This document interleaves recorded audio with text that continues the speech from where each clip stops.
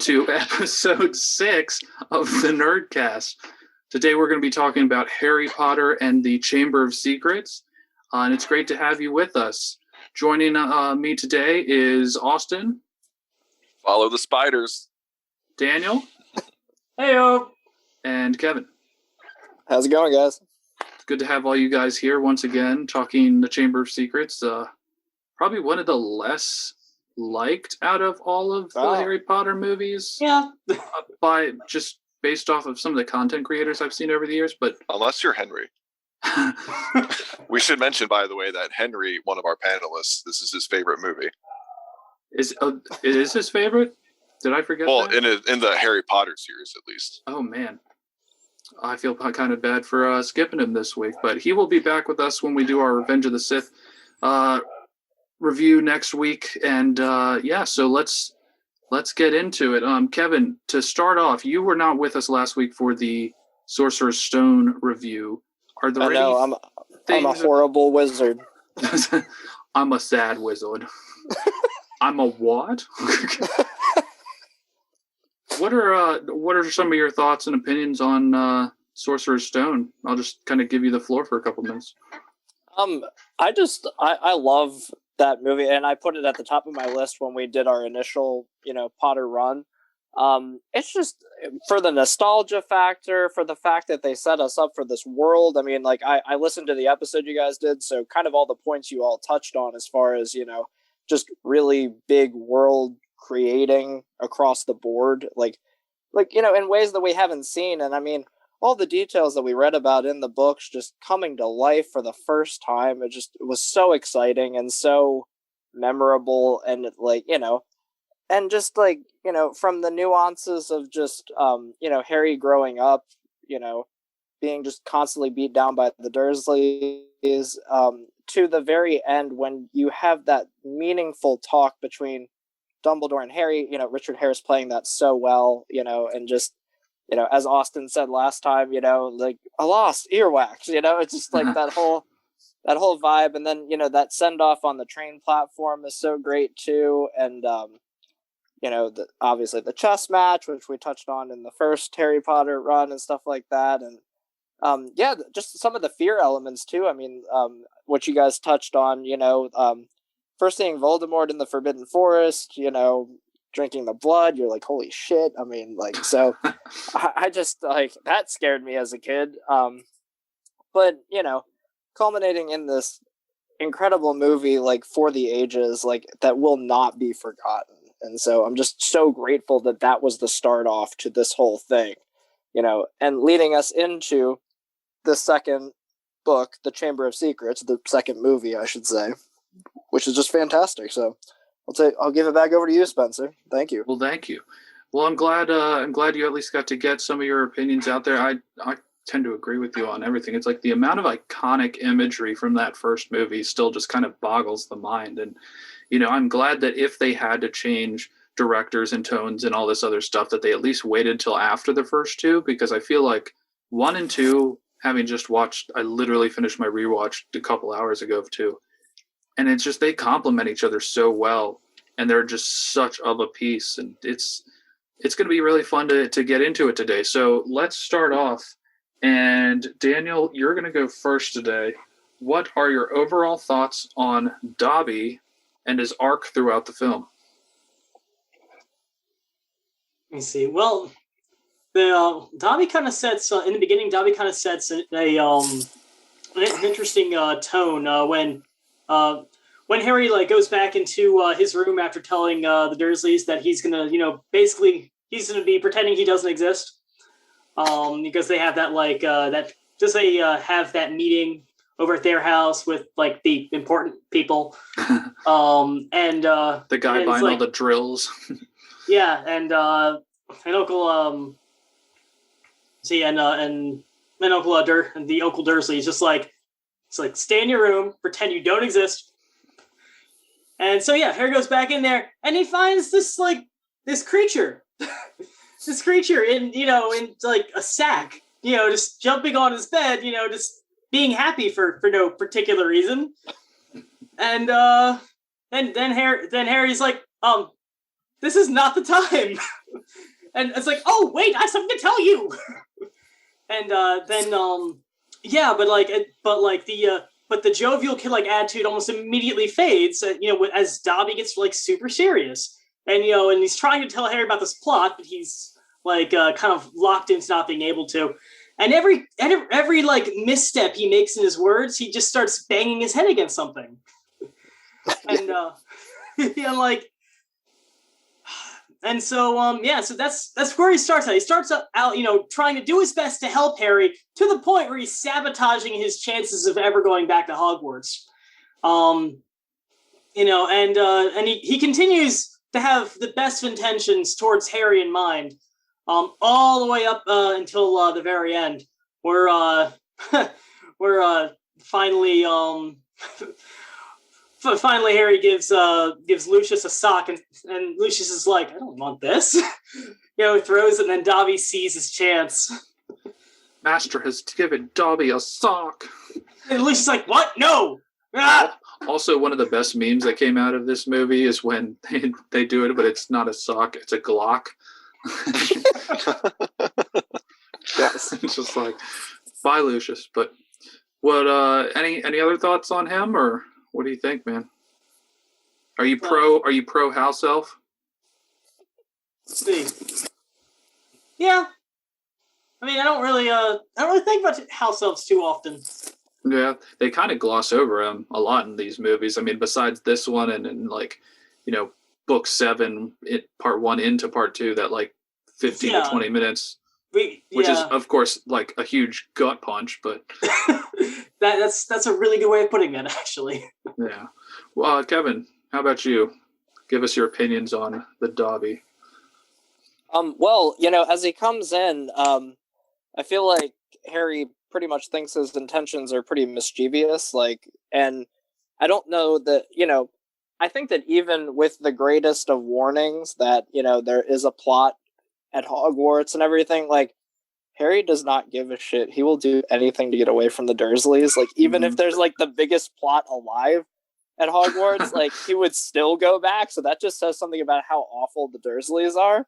I think, I said that in like the first video we did on Harry Potter, where it's just like, he's literally like gonna die almost every single movie multiple times. And he's like, no, it's much better than paying at home. Yes, exactly. So, and then from there, as he, he's trying to to really save Harry, but it's just like he's doing it in the most awful ways. So it's like, which culminates to the end where he's like, don't ever try to save my life again. Right. It's like, I mean, between the bludger and the freaking, him like just causing all kinds of grief for Harry, they had to fly the freaking car to school because he closed the barrier. I mean, like, what a dick, but it was to save him, ultimately in the end. I can't remember. Does he do anything after the bludger sequence when he shows up in the hospital wing? Does he do anything else after that, or does he kind of skedaddle? I want to say I don't think he does. Not in the movie. The letters, the cake, the platform at 9 3/4, and then the bludger are like the big things that he's involved in, I think. I could be wrong. Yeah. I of course did not have time to finish my reread of the book this week, which I'm kind of ashamed of, because there's it's just so crazy interesting to go through the book and then watch it kind of simultaneously, and you just pick up, like, I think Daniel was touching on, it's like the fact that he's in a pillowcase because they don't give them clothes, like these really dickish, mean old school wizard families who are all like the Malfoys. They don't give him clothes, obviously, so of course that would free him, but yeah. Right. So what do you think, Austin? Sorry. Wait, one more thing. Sorry. And that whole him doing the cake was a hover charm. In the book, actually, Harry gets a letter from the Ministry telling him that he's going to be expelled from Hogwarts because he got blamed for that hover charm. What you find out later on is that the Ministry can detect magic in a house, but they can't necessarily detect the source. They didn't know there was a house elf there. They don't register house elves because they think house elves are lesser beings, which is to many mistake, to many of their mistakes in the end. And it's like one of those where Harry takes the blame, And, fortunately they were able to sort it all out, but it was just like, yeah. Well, it's not even like, it's not a part of the movie, but what is it, book 4, where there's this whole subplot about how like the house elves are the ones who actually cook the food at Hogwarts and are like the scullery maids and everything. And Yes, Hermione and that- starts like a justice for house elves petition. yes, exactly. Called And it Spew. works. Yeah, I was kind of glad we didn't get too in the weeds with that, because I think it would have confused the hell out of people. At least, they would have looked at Hogwarts a lot more differently in the mainstream if they're like, wait a second, you guys have slaves here? Like, that's not True. legit. Austin, what do you think, man?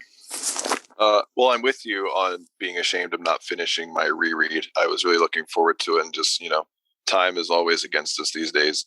But as far as Dobby goes, I've always really loved him. My love for him has never really diminished or increased over time. Like a coin, there's always two sides, and I think Dobby kind of fits that as well. At least for me watching, I love him. I love seeing him, but at the same time, he's that character who you kind of just want to go away after a certain time as well. He gets better as the movie progresses. I think that beginning scene with him, which I remember being very iconic, especially in the trailers, like they really push that beginning scene. And I love how, he, despite his best efforts, Harry is just not listening to him.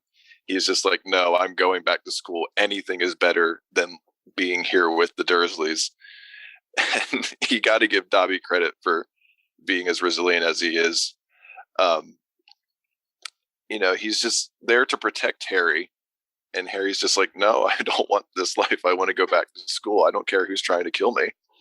It makes me think of something. It's like if Harry had listened to Dobby and not gone back to Hogwarts, what's to say that the school wouldn't have been completely shut down and Voldemort wouldn't have returned and everything? Like, it's kind of interesting to think about, like, where that through line would go, because he was the one who ended up obviously ultimately stopping Tom Riddle from returning. But if he had listened to Dobby and was like, oh, maybe I shouldn't go back or whatever, I feel like Lucius's plan would have gone forward anyways. I don't know. Yeah, well, that sounds like dangerous fan fiction territory. That's like Wizarding World Earth 2 or something. Right. But just based on speculation, I think there are multiple scenarios in these movies, not just Chamber of Secrets, where like if Harry just kind of like sat back and didn't do anything, then like everything would have been fine in the end. And to just call back to Sorcerer's Stone, like if Harry never sought out the stone at the end of the first movie, Voldemort would have never obtained the stone because he intended to use it, where Harry, was always just there to protect the stone and keep the stone from, being discovered by Voldemort. So it's kind of like, yeah, I see where you're coming from in this movie as well, where it's like if Harry never went back, then like, Voldemort even says, Tom Riddle or Voldemort, whichever you prefer, in the finale of the movie in the Chamber of Secrets, he says, for many months now, my new target has been you. So, and relating it back to Dobby, it's like if Harry had listened to Dobby, then yeah, everything would have been fine. And I love that he gets his freedom at the end. I think it's well earned, well deserved. Can we talk how Lucius was just like ready to kill Harry like on the spot? Oh my gosh, yes, you cost me my servant! He legit was like halfway through Avada Kedavra when Right. Dobby sucker punched him. And thank Right. God he did. And I love the, I don't know if it's really considered continuity, but at the end of the movie where I think it was either Kevin or you, Spencer, I think brought it up, where it's never try to save my life again. Yeah, I said And that. then spoiler alert, he ultimately ends up saving his life again. True.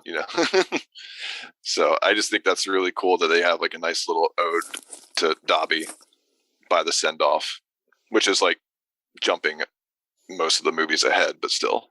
They sort of used Dobby in a much better way, like than say, or let me put it this way: they used him the same amount they should have used Jar Jar, in my opinion. Like he's there at the beginning, he's just kind of disappears, and he's in the Battle of the Gungans, and then they just get his head blasted off by a battle droid. But I will take more of Dobby than I would more of Jar Jar. Yeah, Just any day. much easier to kind of, his. you don't need quite the palate cleanser as far as like just the rampant stupidity goes with Jar Jar and everything. But I would jump into this discussion, but then I'd start talking about Jar Jar and what they had intended for him. And this is about Harry Potter, so I'm just gonna like. It's 6 hours later. Yeah, no, I'm exercising a lot of self-control. Be proud. There you go. All right, Kevin. This one's to you. What were your impressions of the Burrow and the journey with Ford Anglia?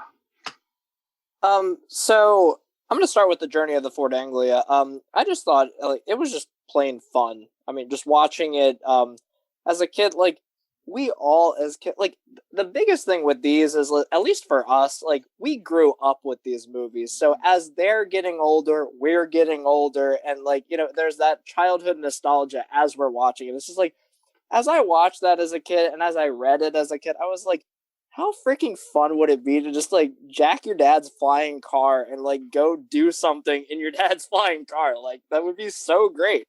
I think it's really awesome that the Weasleys like figured out something was going on. Like they hadn't heard from Harry at all. Like there's no way like Harry got any word to them, so they were just like on a hunch. They're like, we need to go figure out what's up with Harry. So like Fred and George being like down for pretty much anything was awesome. And Ron was just like, hey, Fred and George, like I think something's up with Harry, and they're like, we're down, let's go. And so they pull up and they've got everything prepared. He's like, they had bars on his window, and they like take the hook and put it on and they pull the, and I always found like the tension of like, as a kid, like watching this, I was always like, oh shit, he's coming, get away, get out, because Vernon is coming in that room. And so, as he, and obviously he grabs his leg and stuff. And I love, they just pull out and like, he just knocks him down and they just fly off. And it's just fantastic. Like I forgot once again to look up the actor's name who plays Vernon Dursley, but his like body comedy in this, he's such an asshole, but at the same time, like it's just so funny seeing him getting yanked out of the window and doing like a full barrel roll into the bush.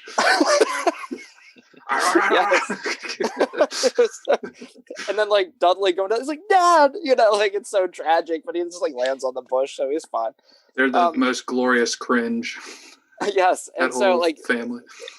That was so great. And then there's something about like also like landings. Like I know I brought up like E.T. before, but like like when they're on the bikes and stuff, like oh god, are we gonna land this sort of thing? It's like with the Ford Anglia as they're coming in to like land at the Burrow. It's like, what kind of landing do we got here? It's like, oh no, Fred and George are pretty good at this. They got this. It's like good landing.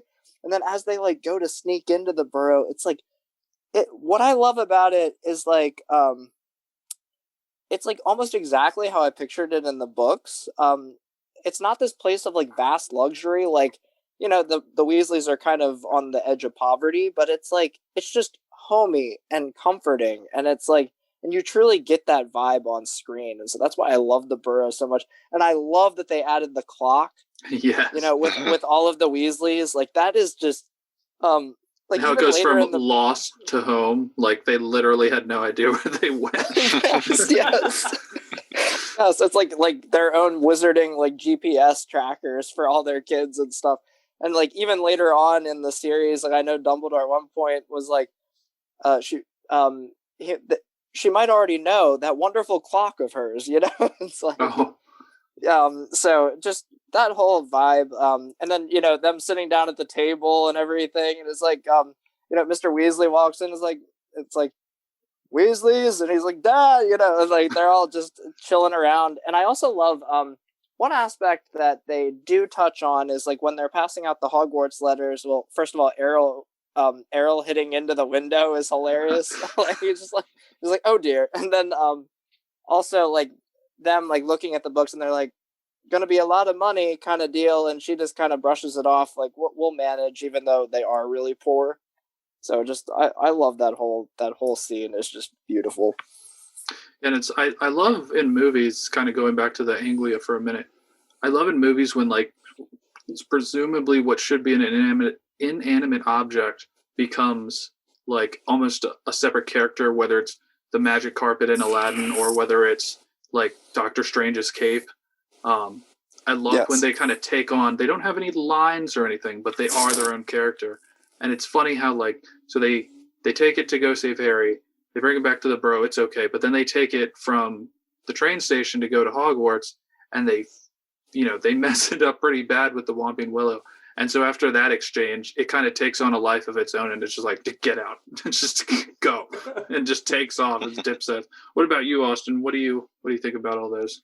You just took the words out of my mouth concerning the Anglia. I wanted to bring that up, where especially by the end of this movie, like the Anglia has really become its own character, and it has its own personality, essentially.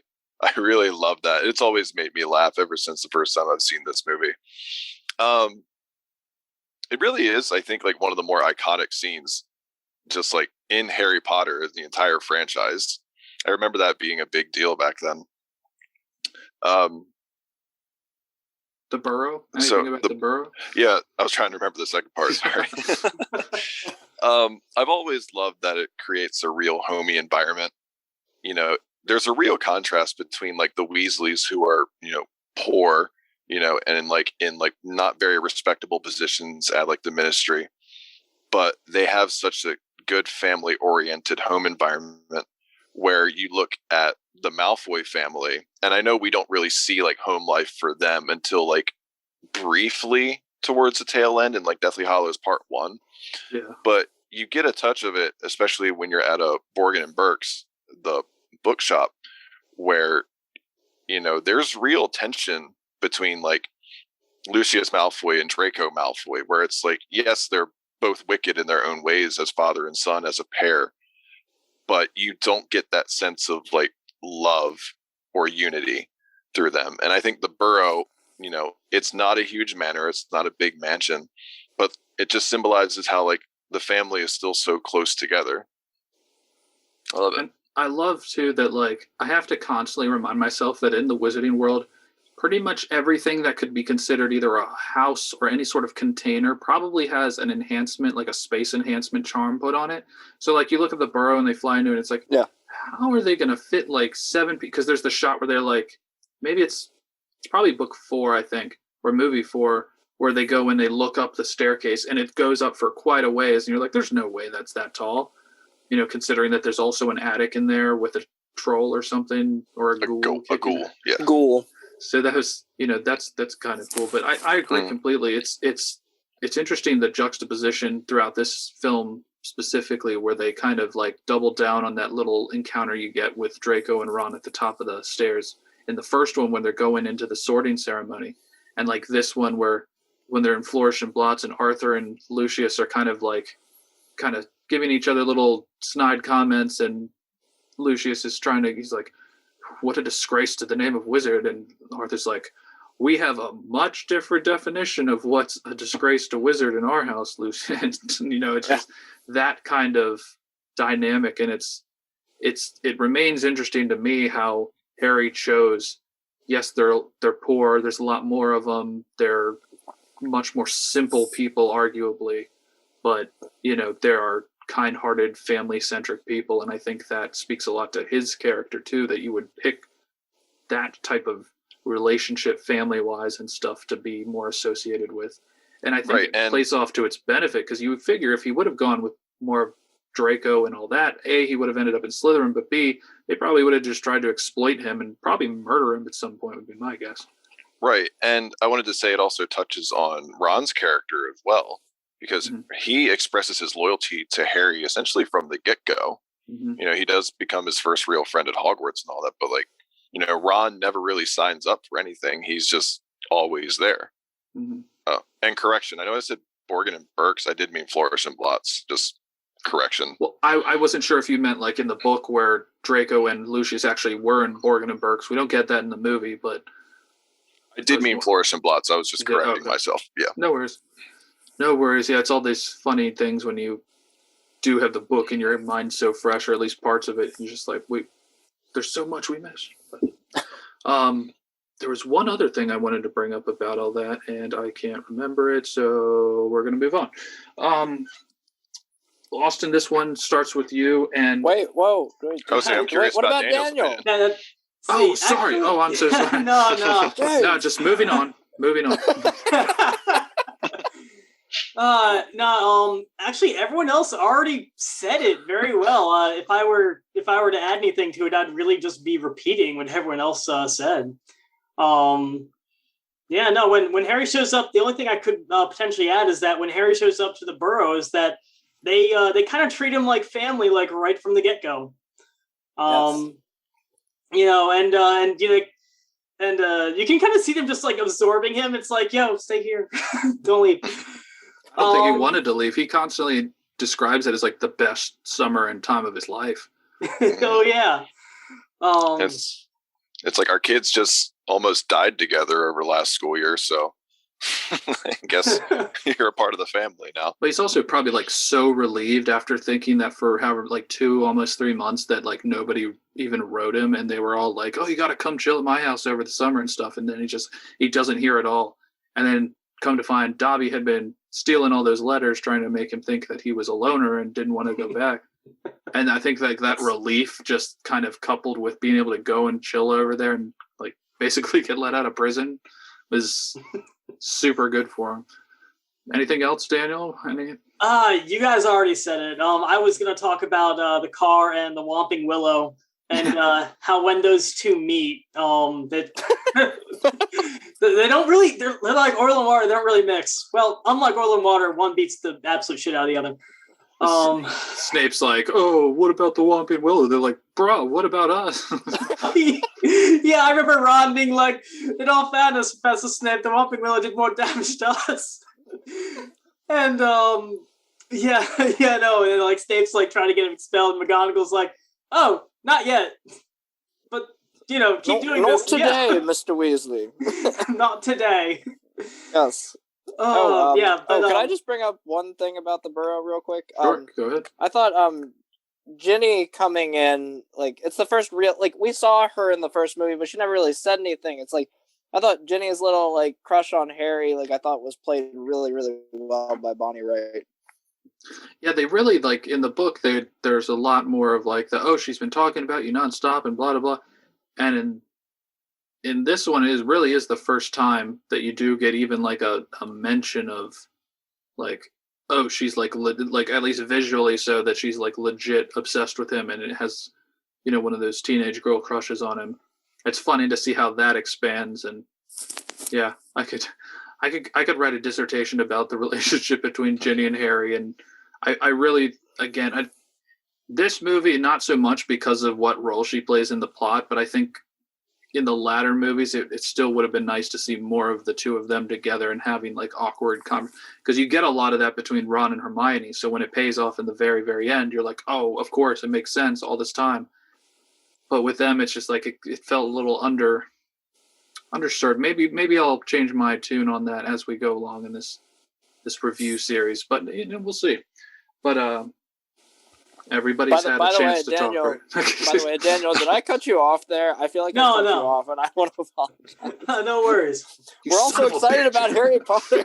Like, I wanted to bring up a little nugget of information. I could be wrong. But I'm pretty sure it's established that Lupin is actually the one who planted the Whomping Willow. Is it really?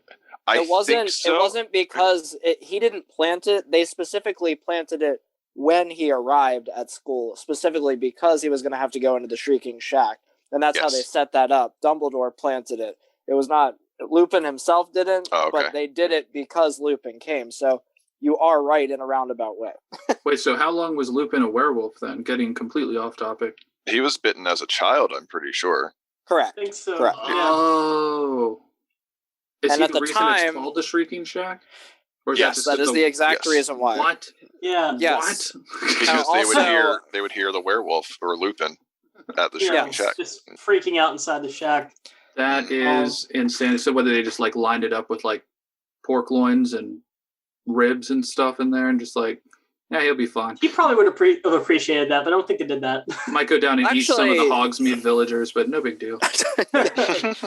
Well, apparently, I mean, from what my understanding, I'm gonna go on a little bit of a tangent. Like, they set that up because it was prior to the Wolfsbane potion being created by whatever apothecary, potions master created the Wolfsbane potion, which during a full moon, a a werewolf can consume, and they'll just stay in wolf form without any pain or causing any issue, which is what Snape made for Lupin throughout the third book. Like, in the book, that's why he would take that potion. Now, as far as him being in the shack and stuff, yes, he did that, but I guess when they all, James, Sirius, and Wormtail became the Animagi. I want to say the plural is like Animagi or something like that, but yes, Animaguses, either way. They apparently like would all, even with Lupin as a werewolf, because he like bonded with them that way, he was able to go freely about. This is according to Pottermore anyway. So they were able to like do little adventures and stuff like that. Sorry, not trying to go too far into the third book. No, it's all good. I love the Boston accent with Pottermore. Pottermore. I didn't go to the bar to check out some Pottermore. Well, this question, I didn't even really have a question because it's just I didn't really know what to ask for this question, so I just wrote down 2 words, and I'll let Austin start. Gilderoy Lockhart. The floor is yours. I think I mentioned in 2 previous Harry Potter casts where Gilderoy is still one of my favorite performances. And that holds up to this day. I rewatched the movie yesterday, and I know he's been introduced by this point, but my favorite line he delivers is when you're in the class with him. He's like, "Let me introduce you to your new Defense Against the Dark Arts teacher." Me. It's so snarky, and he's so far up his own ass. And I like love things that are so self-aware. Like, it's a big reason why I love Adam West Batman, because it's aware of exactly what it's trying to be. And like Gilderoy is the exact opposite. Like, he has no idea. Well, I guess he kind of does, because he knows that he's a fraud. Yeah, I think he definitely knows that. But he just he owns the persona of just being high and mighty so well. Something I didn't notice just from a rewatch. Performance. When they go up and they're like, "Hey, we have some information for you about like the Chamber's secrets," and he's like trying to run away. You see that he has a toupee on his desk. Yes. So it's like literally nothing about the guy is legitimate. I didn't notice that until today, and it just like happened to glance to that part of the frame. I was like, wait a second. I didn't realize that either till a couple weeks ago when I saw like a Easter egg video or like 10 things you may have missed about Harry Potter. That was definitely, I think, like number 1 on one list, where it's like Gilderoy Lockhart might actually be bald. Just like how inept he is at all the different things he tries to do throughout. And it's like, you kind of know that he's full of it for the most part, but then, once it gets confirmed, and then not only that, once he ends up using Ron's broke-ass wand, and it kind of backfires on him. It's just right. Brilliant. Kenneth Branagh deserved an Oscar for that. No, I'm just kidding. But and it was good. I kind of love how J.K. Rowling gave him one thing. Like, he is actually good at something, which is the memory charms. And even then, that backfires on him. So, like, it's kind of karma at that point. But just like it fit the character so well. It's like, okay, well, he can't be just completely useless. He's got to be good at something. Oh, what else would be better than to become a giant fraud and take everybody's credit than to be able to erase all their minds when they weren't looking at it. Daniel, it's almost like the Men in Black. The neuralizer. Yes, exactly. I'm like, I just thought about that. He didn't put his sunglasses on. Daniel, What do you think about Gilderoy? See, I think that he's magical Zap Brannigan. Like Austin said, he's so far up his own ass. I mean, he's so far up in his own ass. Even though he is a fraud, he's he has such a high opinion of himself. And there are parts where he's trying to do spells that are way beyond his weight class, and he's still trying to do them though. And Amendo. When he the students of course at this point they know that he's kind of useless. During that scene where Harry breaks his arm in the Quidditch match, and he comes over and it's like he's like, "Don't worry, I'll fix you," and Harry is like, no, not you. No, not Yeah, you. not you. Not you. And he's like, the one shot doesn't know what he's saying. And he hits him with a spell, and Harry's out just like, and he's like, oh well, that could have gone better, but it must have been a fluke. And I don't know, and like moments like those make me think that he does honestly believe that he is, this high caliber wizard. But then he goes around and admits, towards the end, oh yeah, no, that was all other people. I'm only really good at one thing. Well, it's like I don't take like almost any issue with Dumbledore's decision making like at all, virtually through all these books, because I think it's so interesting the choices he makes. But part of me cannot, for the life of me, think of like what the hell was he thinking? Like there's no way Dumbledore didn't have like a one-on-one interview with him. It was like, can you show me like any spell real quick? Like, I think it's canon that he hired Lockhart as a joke. Oh, really? I think Dumbledore's such a nihilist. He's just like, let them all burn. Like, maybe he feed them to the pixies.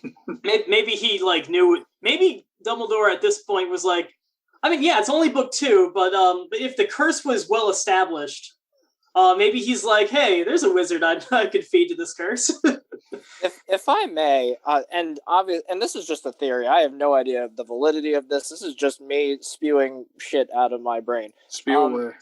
I would imagine that if Lockhart went and erased the memory of all these people, like Dumbledore is pretty involved in the wizarding world, like just outside of Hogwarts. Like he knows a ton of people. So if there's a couple of wizards that like have a lot of like valid credits and all of a sudden they just have no recollection of things, I would imagine that Dumbledore might have had some idea of like, let me put 2 and 2 together here. Who did they run into in these various sections? Lockhart, maybe he's a freaking fraud. If I put him as a professor of Defense Against the Dark Arts, by the end of the year, we're going to prove that this guy, like, he's going to be gone within a year anyway, because Dumbledore knows that the job is cursed. So let's freaking show that he's a freaking fraud by him being the Defense Against the Dark Arts teacher. Again, this is me just theorizing, but I feel like that could be valid. Yeah, it begs the question, like, with the memory erase charms, Obliviate, I guess, is what he tried to use on Harry and them. Yes. How far back, memory-wise, does that erase? Is it completely, like your brain's just a limp noodle after that? Or do you, like, is it just short-term memory? Because it seems kind of crazy to that point, like, how many people, based on how many books he wrote and all the different stories and stuff he took credit for, like, just how many people he would have had to completely obliviate and then like nobody noticed. Yeah, that's a very interesting question. And I think the only hint that we really get is in Deathly Hallows Part 1, where it could be selective because Hermione erases her parents' memory of her. Right. But I don't know if it must be the in entirety. Whoever controls it, because it'd just be like, if you have select capabilities of like how far back you want to go, you could just be like obliviate and they forget the trip that they were on. And they just end up back in like the airport or something, or wherever I guess whatever flu powder or however they decided to travel. I guess you can also apparate by holding people. So he just obliviate, apparate, he evaporates out and they just never see him. I don't know. It might be something very it interesting. Might be something to do. Yeah, go ahead. Yeah, it might be something to do with like how you cast the Imperious Curse, because with like Hermione's only time, like the only time they ever cast a memory charm is in the 7th when they, use Obliviate on 2 Death Eaters. And it's like, I think it's something to do with like your own concentration. And it's almost like when you cast the Imperious Curse, like you have to have a real mental, like thinking about controlling this person. I think it's the same thing as like a real mental, like how far back do you want to go with it? Which is very surprising that Lockhart was able to master that, because that sounds like more complicated magic if you're having to really think about how far back you want to go. So, well, unless you're just like him and you're total egotistical dickhead and your sole purpose is to steal people's accomplishments, then yeah, he probably had all the right mental fortitude for that specifically. Yes. Okay, that's everything else maybe not, but You know what Any, I'm thinking though? Yeah, Spin-off movie. Oh, dude, That'd make a really good story. I'd be down. Oh, I'm trying to think God. of like, would it be that like the Ace Ventura of the Wizarding world? Just who is her? Any more thoughts, Kevin, or what do you think about Gilderoy? Anything else you wanted to touch on? I'm Besides going the to fact touch he's a on. useless dick. Yeah, I think we established all that. So I'm going to touch on two scenes that I really think. Well, maybe three. I do love when he lets the pixies out. He's like, "Let's see what you make of them." It's just like, well, Freshly caught Cornish pixies. yes, and he just like runs away, and then on top of that, like just like the mayhem that creates, the whole like wizarding duel scene, like Yeah, not that's a great so one. much like he's dressed for the part, which is hilarious. Like, and he just like pulls up his glove at the right spot to like really have his wand at the ready, and like that's the first time that you actually see like dueling stance. Mhm. You know, Dueling in And I think- general, I think, really. yes, and when you think about that for a second, like the directors and everything, they had to like really think about like what movements are these wizards making when they're wielding their wands at each other? Is it like you're like wielding a sword or anything? So they came up with the choreography for that. But more so than that, Snape, who is notorious for the dark arts and wants Lockhart's job, like it must have been so satisfying for Snape to walk up on that thing when he like Snape can sense that this dude is useless. So, and it's the first time that we ever see Expelliarmus being used throughout the series, which is such a crucial spell for Harry. Oh yeah. So like that's a really, really crucial scene. And just like Lockhart just like he like, and then when Draco and Harry duel and he like casts the snake, and then like Gilderoy's like, "Oh, I'll take care of it," and he just like flings him up in the air. It was like, holy shit, like what are you doing, dude? It's a snake. And then the other part, because not only do the students know that he's a freaking fraud, but all the teachers do too. So I love how like in the final, when you just see the final message of the Chamber of Secrets and everything, like, she will, her bones will rot in the chamber forever. And they're just like, this is your moment, Gilderoy. Like, weren't you just telling us that you knew exactly where the chamber was and blah, blah, blah. And like, he finally has to like face up that like, oh, he's like, oh shit, they're on to me. So he's just like, I'll be in my room, getting ready. I thought that was really well played. Getting ready to leave. Meanwhile, McGonagall's exactly. thinking in the back of her head, like, I'm going to have to figure this out. That's like, Yes. Well, it's funny, two things about the duel. Like, so, like you said, I can't imagine being Snape and being like, oh, you need a volunteer? I'll take that. Like, just like, and him being so inept and like not being able to read the room that he's like, wait, Snape is the one who's volunteering to help? Has he ever volunteered to help with anything? Like, yes. Oh, also he disses Snape. If you remember this, he's like, don't worry, I'll make sure your potions master is still around after I'm done with him. It's like, oh damn, you just freaking dissed him too. Well, he really and wants then to fuck you. It's funny because like the poses they take as far as like their starting duel position, with like the whole dueling thing is fascinating just based on like what little I know about like during the Revolution and with like Alexander Hamilton when he was dueling and stuff like that, where it's like you bow, you take 3 paces, turn around, and you shoot. It's very similar to that in some ways. But what was very interesting is like, so Lockhart takes this position of like a fencer, his like hand on his side, and he's got his wand out and everything. Meanwhile, Snape's like got his arm. It's a straight up Obi-Wan. It's like an Obi-Wan Kenobi. Right. Like almost to a T. Sorosu stance. He's ready to mess him up. Like he's got no qualms about ejecting this dude off of his rocker. So it's funny just how much attention is paid to these individual sequences that like I think a passerby would just be I don't know. But then they do it so well that I mean, say what you will about the movie as a whole. This scene in particular was like, and it's not a long scene either, but it's so enjoyable to watch. If I may, Spencer, just relating it back to Gilderoy Lockhart, and touching a little bit on the overall tone of this movie, sometimes I'm a little more critical of like the humor that's in this movie, specifically because it relates, or you find out that like Ron is kind of at the butt end of a lot of the comedy in this movie, but so is Gilderoy Lockhart, I feel at least. Yeah. And I like how with like Gilderoy, it's a little more subtle, it's a little more underhanded, it's more like in his lines and in his delivery and like what happens to him. Where like my criticism with Ron, where it's just like Ron is more like the physical comedy, I feel, as far as like his faces and his reactions to certain scenarios. But I was thinking like if we didn't have that, this would be a pretty dreary movie, actually. Like Yeah, it's dark.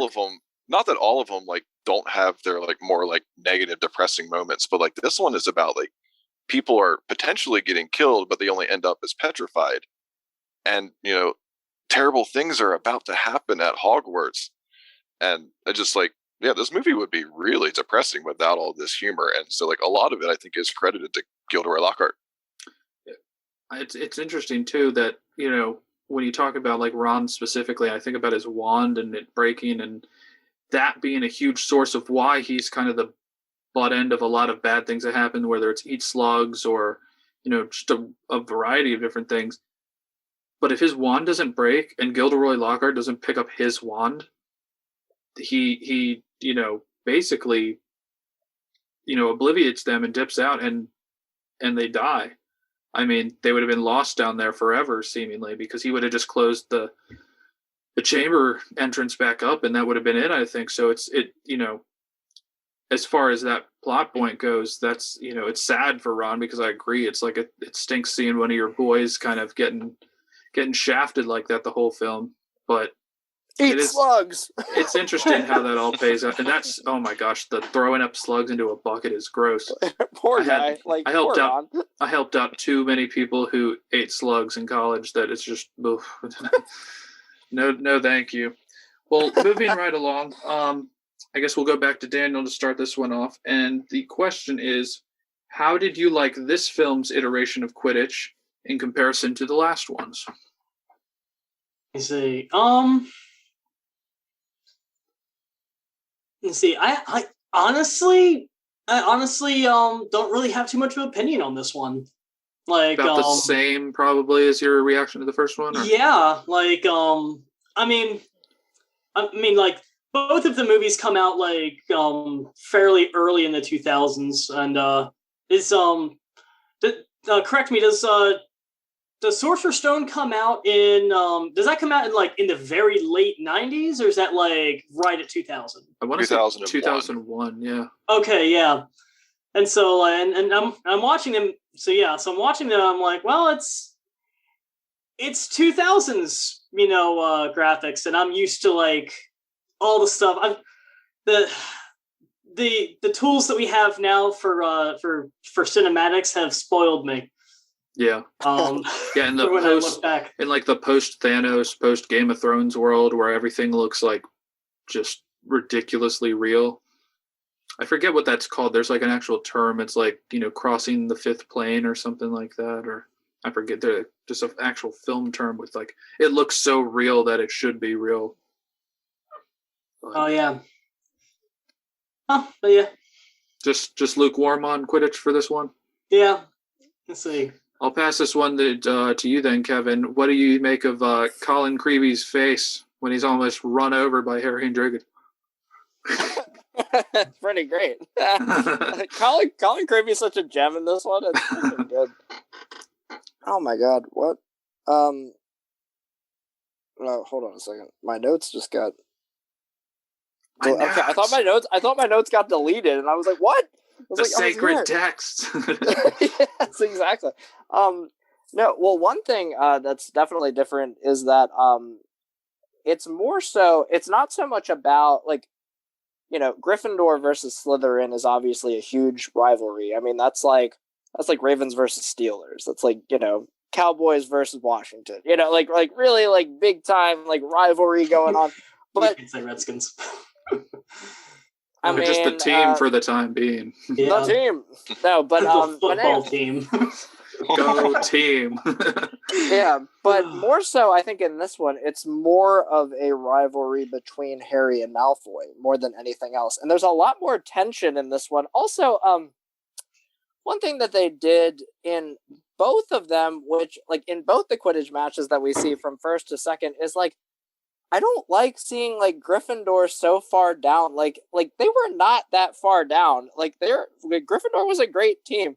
So I don't like playing like I don't like this playing that they're like, oh, Slytherin's such bullies and we're all like fucking screwed. Like literally there's one point where like somebody like jumps over Fred in the first movie, and I'm like, and Fred's just kind of riding along, flying along, like with no sense of urgency. I'm like, come on, man, like what are we doing here? No, but in the also in the second one, what's so funny when the Rogue Bludger gets in, and and Wood's just gotta like, watch yourself, Harry, and he's like, Wood, look out, and he's like, Wood gets knocked down again, like the 2 times we see him in a Quidditch match, he gets knocked down. And he doesn't get back up again. That might be one of the biggest probably qualms some people have now I think about it, about like this movie in comparison to the first, is there's a lot of repeat kind of beats and steps as things go along. You kind of replace Draco Malfoy for Snape as far as like the whodunit kind of thing, the red herring of it all. And like Quidditch is almost it's not him getting cursed by Quirrell this time. It's a Rogue Bludger instead. And, he still catches the darn thing, and they were down quite a bit in the first one, but then they get back. And it's a lot of the same plot points throughout that probably I would assume some of the more like highbrow critics and stuff are probably put them off. Like, wait, we've seen a lot of this stuff, even so far as like at the very end with, having to go into the, the dark dungeony type place and beat the final boss and all that kind of stuff. It's a lot of similar plot points visually, but anything else about Quidditch or? Yeah, well, also let's talk about how freaking like they're like, we have to train on new Seeker, and it's like, oh yeah, and it's like, oh yeah, there's something else new for this year. It's like freaking Lucius Malfoy bought them all Nimbus 2001s. You fucking asshole! Like, can we talk about that for a second? It's like making Quidditch pay to win. Yeah, it's EA like strategy. you sit there and you're like, let's say you're on like a rec soccer league as kids, and you got like maybe some hand-me-down equipment and stuff like that, and all of a sudden you see the other team with like all this new shit, and you're sitting there like, well, you guys, like. It's pretty absurd, the nepotism. Like, he's like the ultimate booster parent, just like, oh yeah, so I bought all the kids the brand new 2001s. How much did that run you? Well, don't worry about it. My kid's gonna be Seeker, right? That's what we're agreeing on. Yeah, exactly. Yeah, and when Hermione specifically says, like, at least nobody had to buy their way in. They got in on sheer talent. It's like, that's a good freaking line, Hermione. Like, That's right. Well, it's interesting too to think that like in the books they touch on the fact that Slytherin had won. I don't know about the Quidditch Cup, but they won the House Cup for like 7 years prior to, Gryffindor finally beating them in Harry's year 1. So that's why like when they beat Slytherin at the end of the first movie, people are like ecstatic. And like people anybody they want Slytherin to be taken down. And they were actually in the first book, I think, there's a second Quidditch game that they touch on a lot where Snape actually refs because he was trying to make sure Harry was okay, that the same thing didn't happen again. Yes. And they win that, and that puts them up on top of everything. But then when they're sneaking around during the whole Norbert thing, that gets them dropped down significantly, and everybody hates Harry and Ron or actually Harry and Hermione for quite some time after that, because they were like, you could have beat him. So right. Yes. Anyway, Austin, what about this Quidditch? What do you think? I think it's a little more of a personal scene rather than, making the sport itself look cool. We finally get a little like Harry and Draco feud, minus like the dueling that I'm pretty sure happens earlier in the movie. I think just it's only been like a couple years before the first Quidditch scene.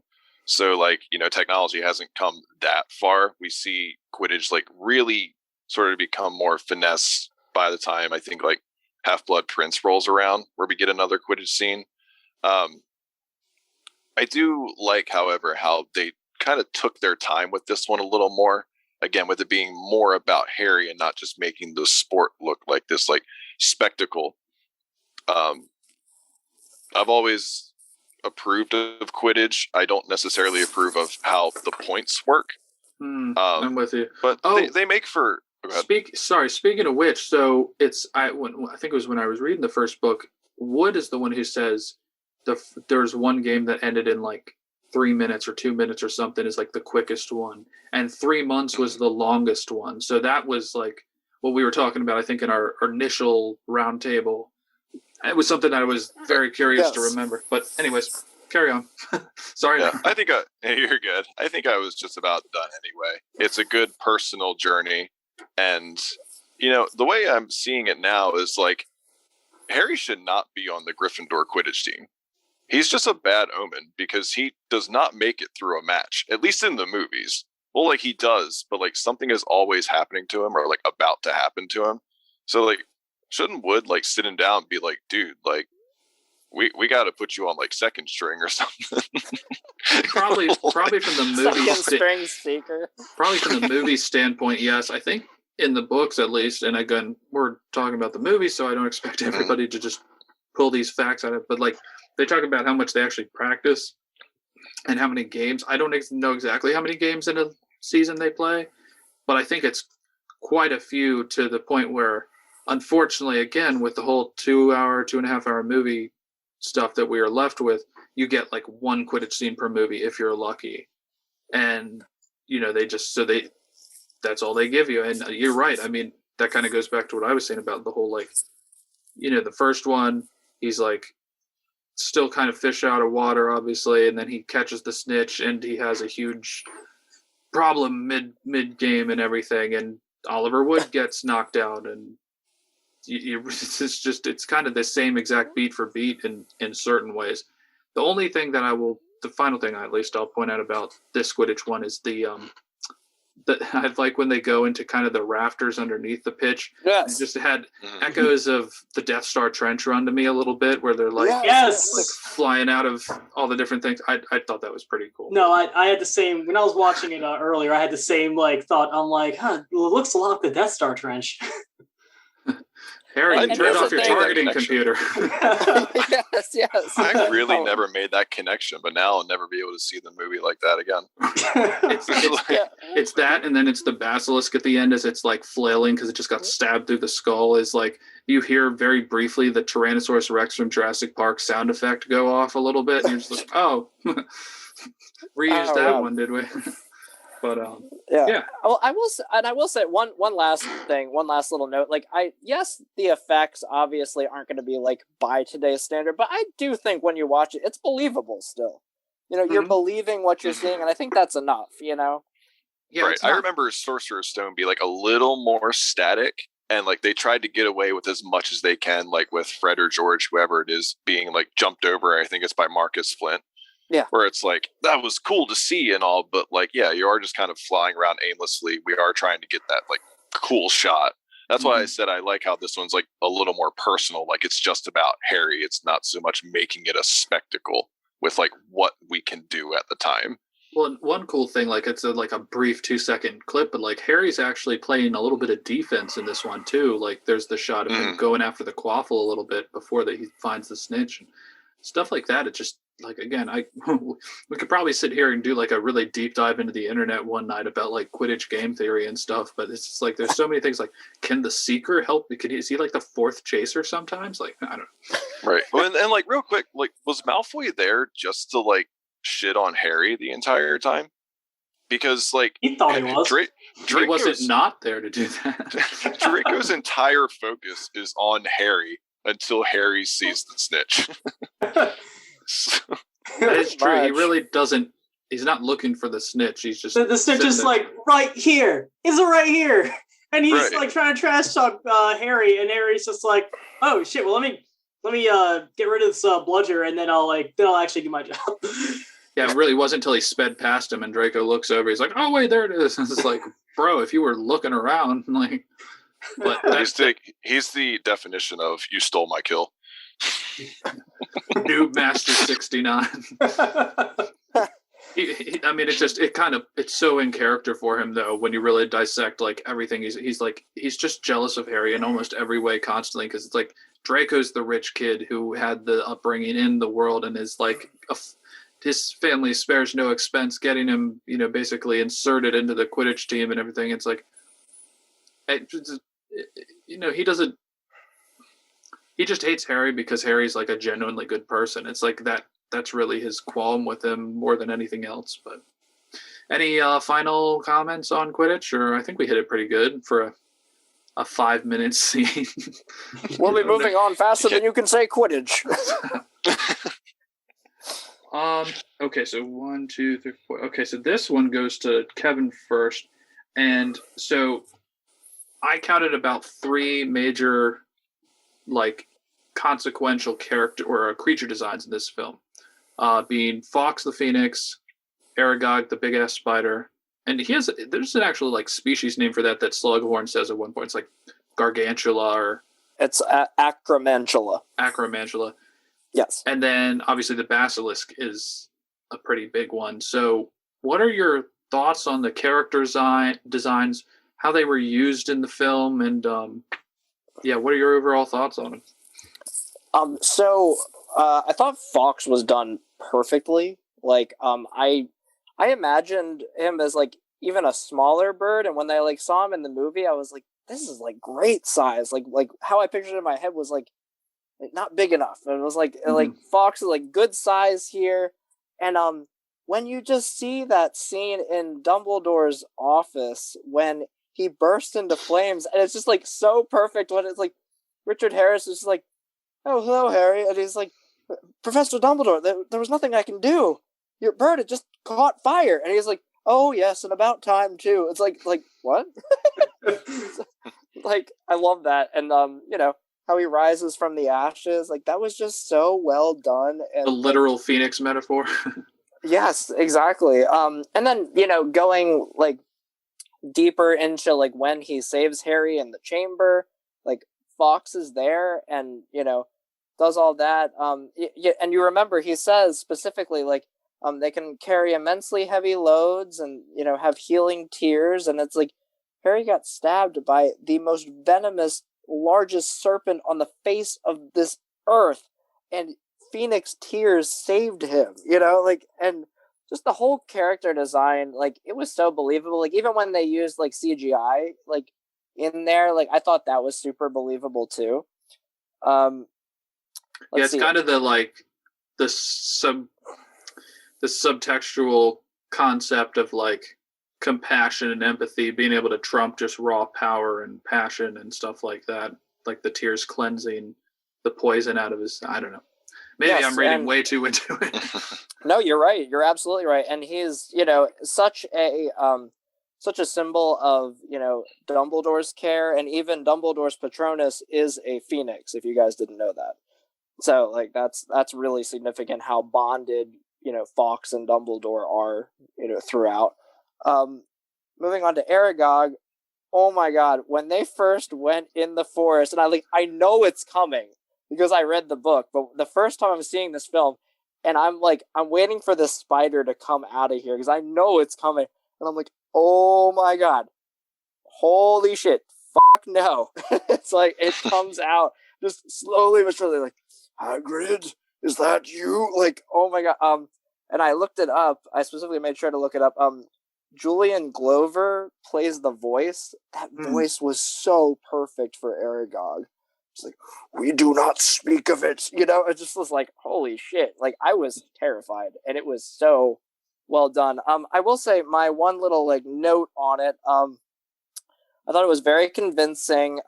It was a bit stagnant in its movements. Like, it just sort of stayed there. Like, whereas like a spider is more like jumping around a little bit more. But I also reasoned that Aragog dies 4 years later, so he's got to be a pretty old fucking spider at this point. Thought the so same he's not going to be thing, moving around too much, and I took the time to think about that too. Well, and just from like a gravity kind of perspective and stuff like that, I mean, if something that big would require like tons of, I mean, maybe the muscle density and all is, correlative with the the size and all that, so maybe it's like a Godzilla thing where it's like, yeah, you can still move fine, but I don't know. I think the old thing is probably hitting that one on the head pretty well. Oh yeah, that was great. And then and the basilisk I thought was done perfectly. Like I feel like when I first read it in the book, I almost got an image in my head of like Jafar in Aladdin, like coming out being the snake for the first time. I think that was the first, like, I was like, is it a cobra? It's like, nah, it can't be a cobra. You know, like I had to like edit you edit like what you think the serpent is in there. And it's like, they added like these sort of like horned things coming back on it. And which I thought was like really effective. It was like super intimidating. And, something I will say too, that I, as the basilisk, like, first emerges out of the hole of, Salazar Slytherin's mouth, he starts to move. And something that frustrates me so much in movies is that often when something like that, like a creature type thing, is coming, often the main character will stay still. I love that they specifically had Harry be smart enough to go, oh, this thing's coming out, I need to run now. I thought that was really well executed. And like up until he like slips on the floor, obviously, which was, but that's also believable, Also, my one note as like criticism though is when Harry like goes into the tunnel portion and he's in that small little space, there is no fucking way that a basilisk would be 2 feet from him, not hear his heart, and not smell him. So I was going to say the same thing. I was like, he says, "Oh, but he can still hear you." It's like, but can he smell him? Like I think snakes still smell. Like, yeah, his heartbeat would be so loud that there's no way that like Harry would have been dead right there. Right, or like his breath alone probably would give him away. Correct. That is another thing about this film is like you go down the list of like every time Harry or somebody gets saved just out of convenience, kind of like because they just have tons of plot armor around them. It's a ton of Deus Ex Machina, even when it's like Harry covers his head when the basilisk is about to chomp down on him, and then Fox shows up, or like they're about to get eaten by the spiders, and the car shows up, and it's just like over and over and over. It's like, come on, I mean, like that's I get unfortunately. They set Unfortunately, it all up, it's the. Sorry, go ahead, Spencer. No, it's like they set it all up, but at the same time, it doesn't really excuse the fact that, if you're going to put them in a situation where they're about to die, let me believe that they might die. And that was one of the things. It's like it was fun to watch still, but I did never believe they were going to die. I mean, for God's sakes, we knew there was going to be 7 books. So it's a major criticism that like both the book and the movie have is just plot conveniences. Yep. So and they're hard to ignore now. Yes, and also, they're in this bathroom brewing a polyjuice potion where the basilisk is apparently coming out. Yeah, all movie, by the way. Like, that's the other thing. It's like all the kids who didn't die because they saw it through something or saw a reflection. It's just like all of them did. Like, all of them. You didn't see this thing head on. Like, come on, people. Like, yeah. So, well, go ahead, Austin. Take it away with the creature designs and the efficacy of said creatures.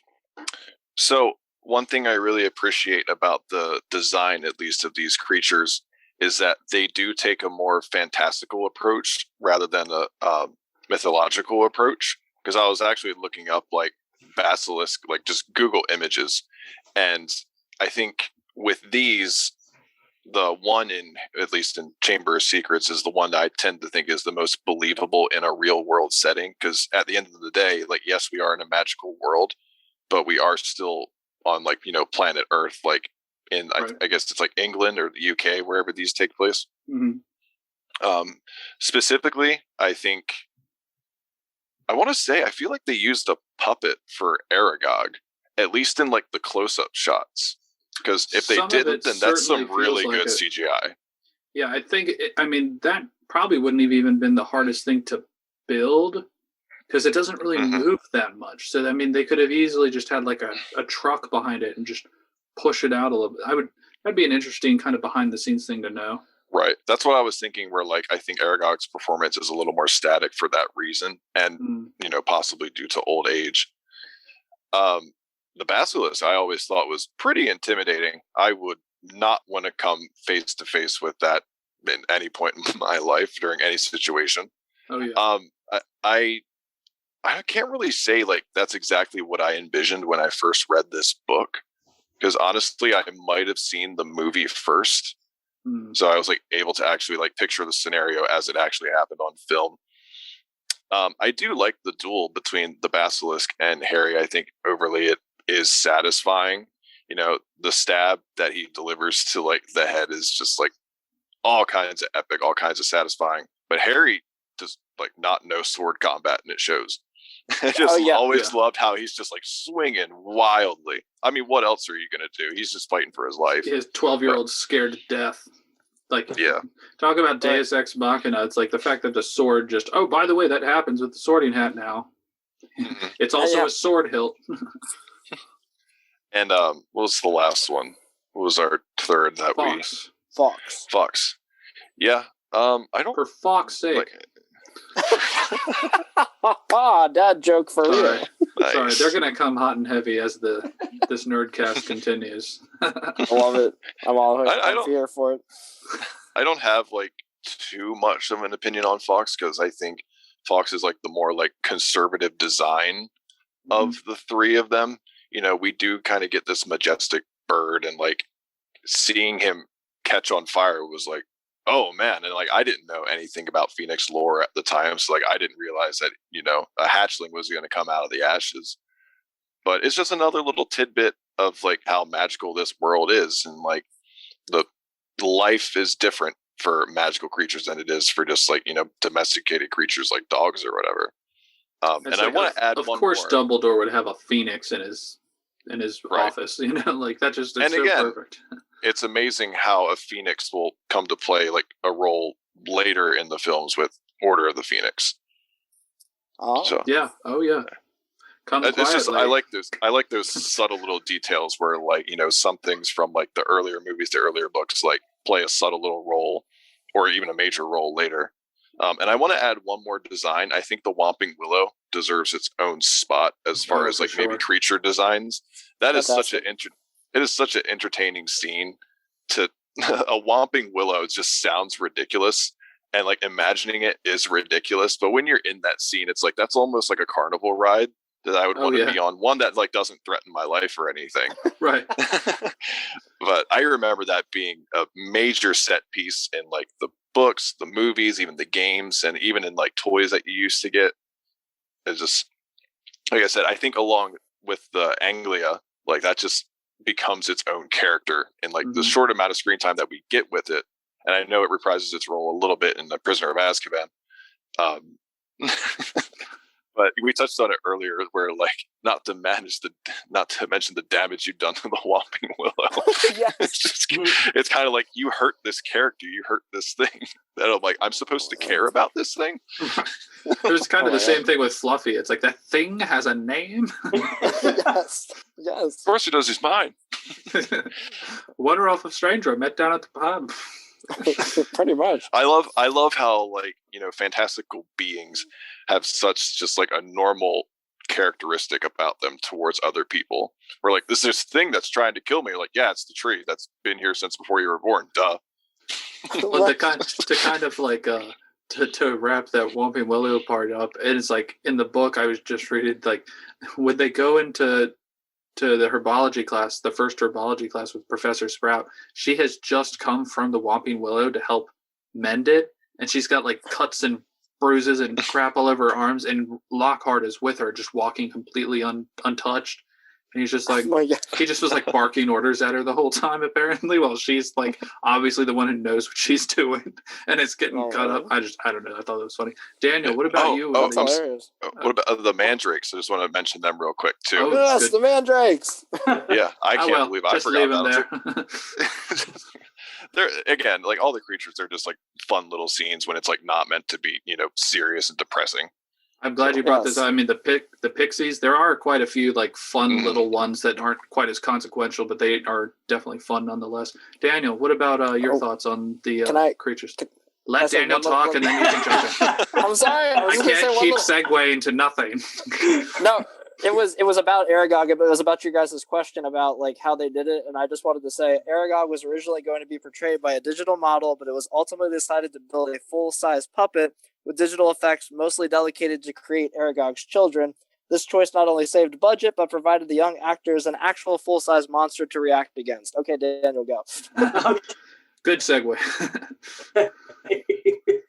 So Yeah, so all three of these monsters. I know that we don't really think of the fox as a monster, but all three of these creatures were Fantastic exactly beasts. like yeah. All three of these fantastic beasts were exactly like I had imagined them to be when I read the books, and that's nothing but a plus for me. Oh yeah. Let me see. My only real complaint is really honestly something that was like a story element from the books. And I would have loved to have to have seen just a little bit of dialogue between Harry and the basilisk, because they can understand each other. It is weird, isn't it? He can understand it the whole movie, and then all of a sudden he doesn't have a single clue what the F it's saying. It's like and Interesting. and True. yeah, that was something that I when I was reading the book, I didn't think about it until like much later. I'm like, wait a second, this if the basilisk can take orders, then it obviously understands. And Harry can speak snake language, so... Yeah. I was going to say, he literally heard it through the pipes the entire movie, and suddenly he doesn't have a clue what it's thinking or saying. You would have thought that would have given him a little bit of a leg up. But right, but it's a throwaway line from Tom Riddle who says, Parseltongue won't save you now, it only obeys me. And I think McGonagall actually touches on it, saying, like, it's the monster that only the heir of Slytherin can control. So... And that's fair. Yeah. I'm like he was saying, like, right. All those roars were probably some kind of snake language, I would have thought. If he's saying, let me rip you, let me tear you, the whole story. Just throwaway things. I was like, wait, what? But perhaps he did hear and they just didn't decide to animate it for us. I don't know. I like subtitles of the roar. Ouch. I did like all three of the character designs. You see, I'm really big into snakes, so I really like the basilisk one the best.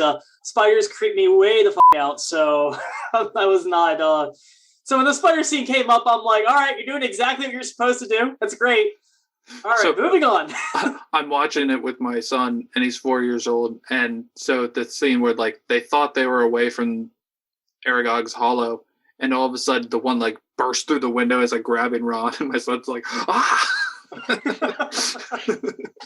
I can't help but picture now, Kevin, what you said with the subtitles with the snake, and Spencer, get ready to edit this part definitely.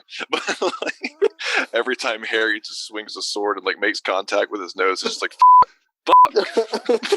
it's it's blind, right? So it's lunging at him and just hitting its head against the wall. Oh my head! Oh. It's like, ow, my eyes! Fox just freaking gouged out his eyes. Oh, damn it. Oh, there's searching for Harry, where the are you? Come here, you little shit. There's an abridged version of this out there somewhere that would be hilarious to edit. Oh my god, yeah. Thoughts with the basilisk. I can't see you, but snakes can't see really well anyway. Well, that's hopefully can't hear you or smell you. Right over there. Nope. These movies are meant to be obviously very tweeny type movies, but we literally watch in real time and they don't pan away from it or anything. Fox literally claws its eyes out. And then you just see its bloody eyes the rest of the fight. It's just one of those little details. It's good on you. I'm here for it. Of course it would be bleeding. I like that because Harry couldn't look direct, so I really liked how they showed that in the shadow. Yeah. Of Harry watching it. I thought that was really, really well done. Well, and here's something else that and I'd have to really go frame by frame if I wanted to pick it up. But obviously if it looks at you, you die. Or if you see its eyes, it dies. Or you die. I guess the shadows don't count. So it's not a literal physical, if you're looking at it, it's if it's in the light or something and you can actually see its eyes, I'm guessing, because Harry was looking at the mouth opening up and I forget exactly at what point he turns. But that's also probably part of the reason he just dips out, because he's I cannot look at this thing or I will die. Yes, exactly. Good thoughts all around. It was a very fun topic of conversation. I think we are on Austin to begin this next one. And we get several new characters introduced in this film. Who was your favorite new character and why? I think I've already said it was Gilderoy Lockhart. Again, I think he's just a real show stealer in this one. I've said it all already. He's narcissistic.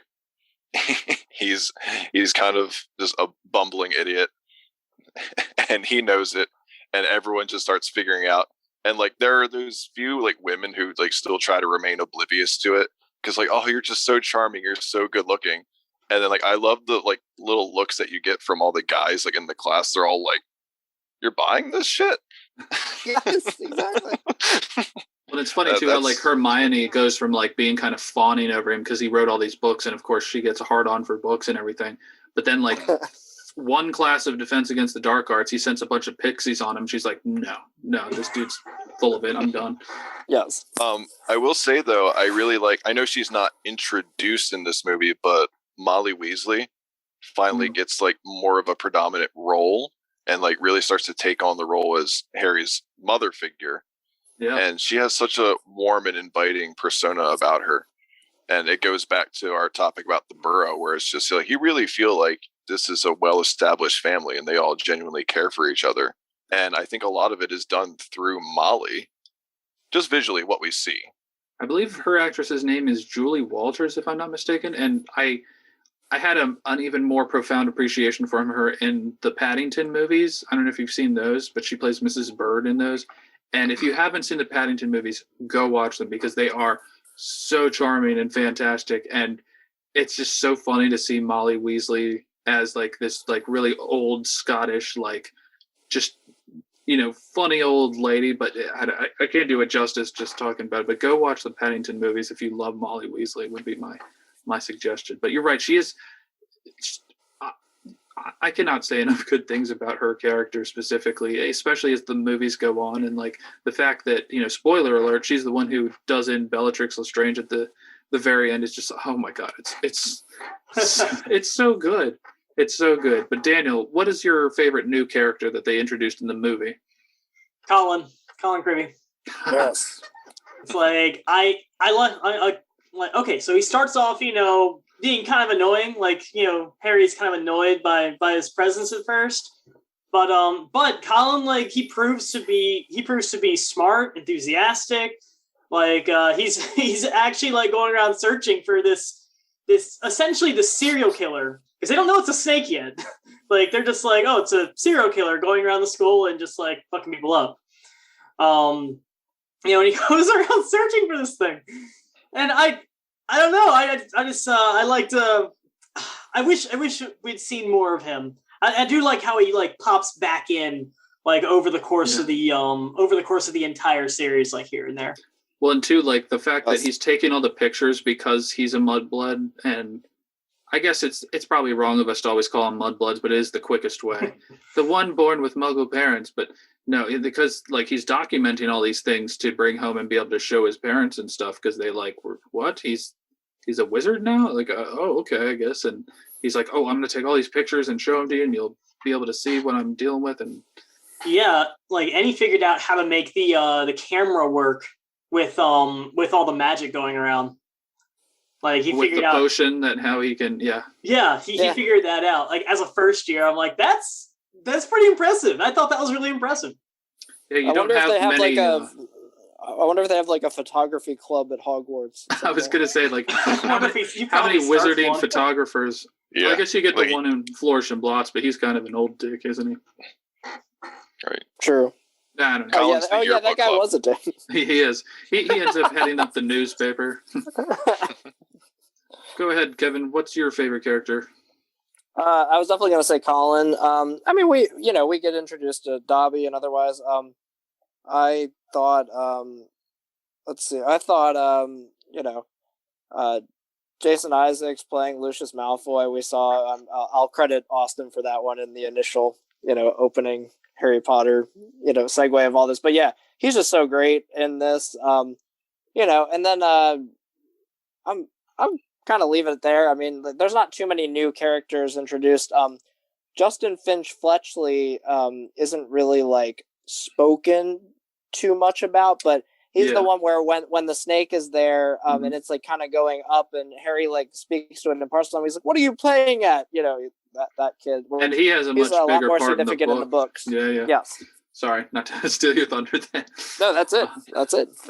It's interesting too, because with him specifically, if you watched, some of the different frames before he gets petrified, you do see him in a lot more of like the different classes, like whether it's herbology and other stuff. But yeah, no, I think for me, as far as new characters, you kind of stole Lucius Malfoy is by far probably my favorite new one because of just how great Jason Isaacs is. Like I had seen the movie The Patriot first, so in The Patriot he's the villain, and that obviously has to do with like the Revolutionary War and stuff, but he is like terrifyingly like sinister in that film as the villain.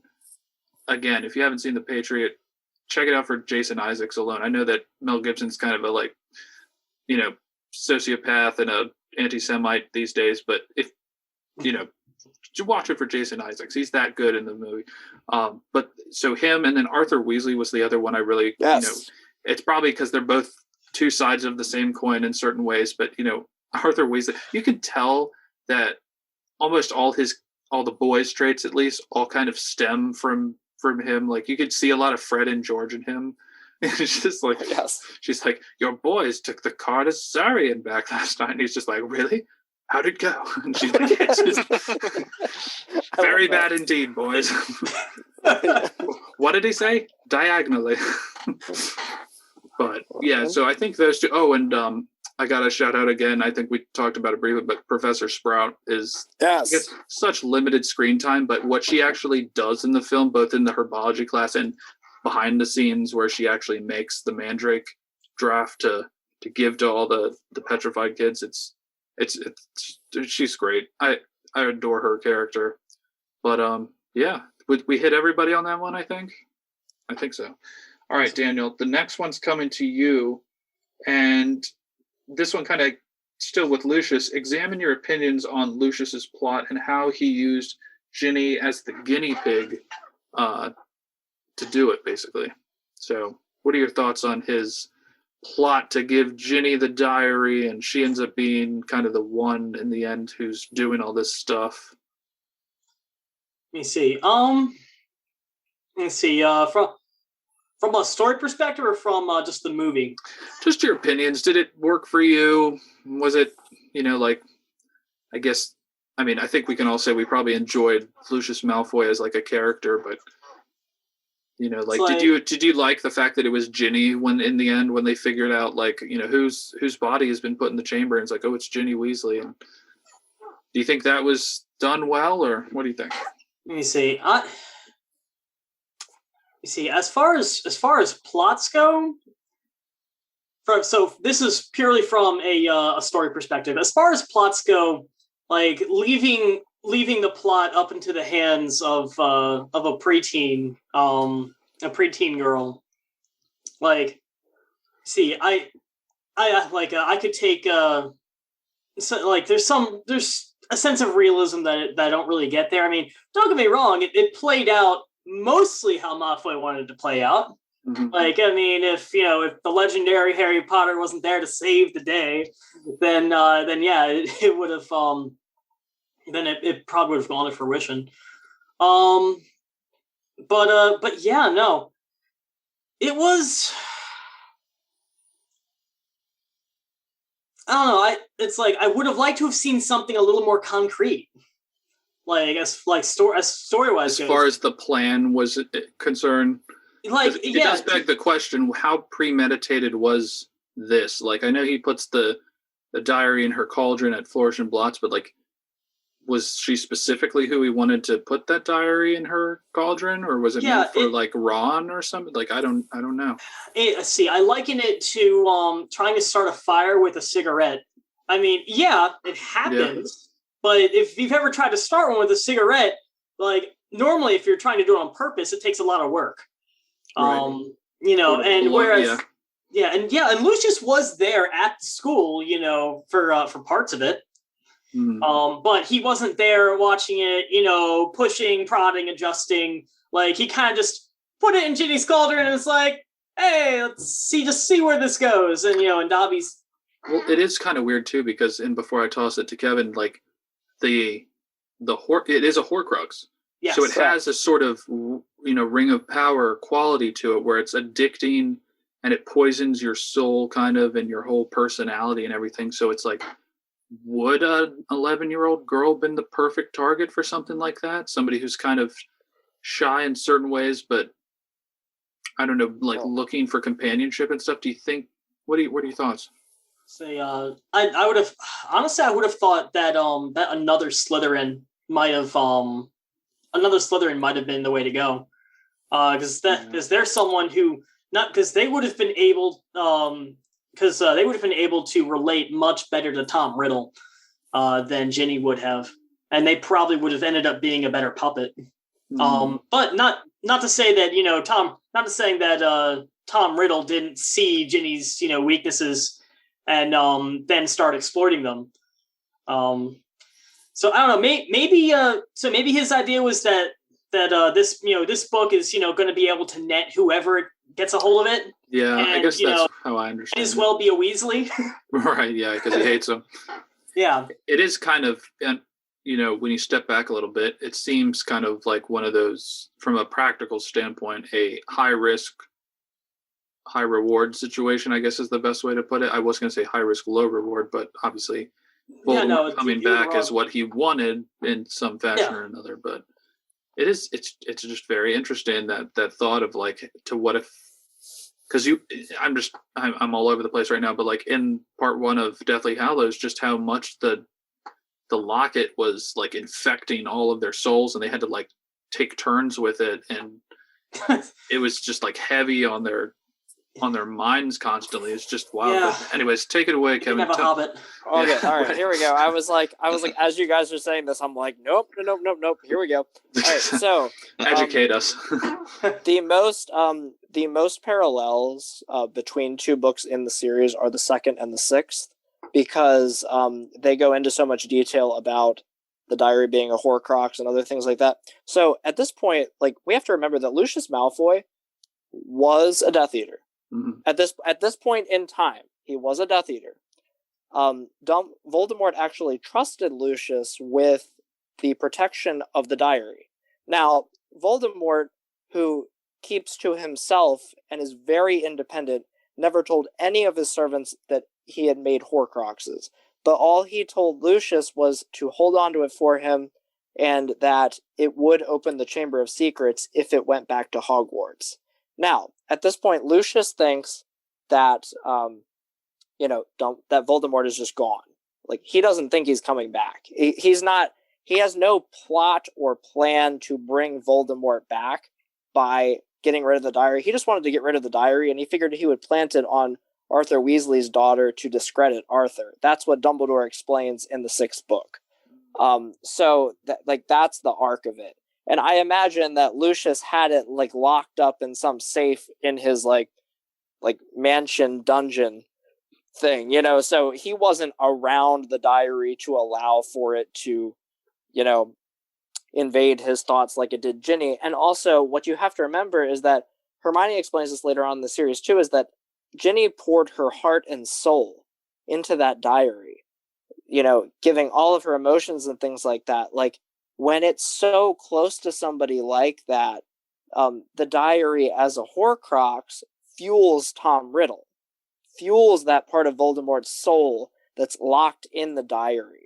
So that's the key aspect of why she was so easily manipulated by Tom Riddle in that. So Lucius's plot to get rid of the diary, and to potentially hurt one of the Weasleys succeeded, not to the extent that it killed somebody or anything else, but he knew that the Chamber of Secrets would open, which is why Dobby, I'm sure, heard that plan. And that's why he came to Harry in the first place. Like, oh shit, hey, we got shit going on at Hogwarts. There's a big plot here.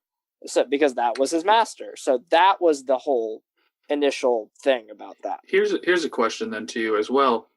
Yes. Like, in terms of Lucius's plan, like, was part of it to supplant Dumbledore as the headmaster? Because a huge arc of the movie, at least, is him trying to get Dumbledore gone, and like Draco is even like, he's the worst part of the school. My dad always says so, and like that's like the one of the first things he does is like he gets Hagrid sent to Azkaban because it's that whole framing episode from way back in the day. But then also like one of the first things he does is he has the note from all the board of governors of Hogwarts, and obviously he'd like threatened them all to sign it, but he wants Dumbledore gone, and I'm wondering like, is that because that personally or that definitely played a part in his plot to want the Chamber of Secrets open at Hogwarts? There's no way he didn't he was like, oh, and while the chamber is open conveniently, we'll just try to get Dumbledore out of Hogwarts anyway because I don't like him. So it begs the question, like, is that more revenge for Dumbledore being like such a thorn in the Death Eater's side during like the war on Voldemort, like the first war on Voldemort,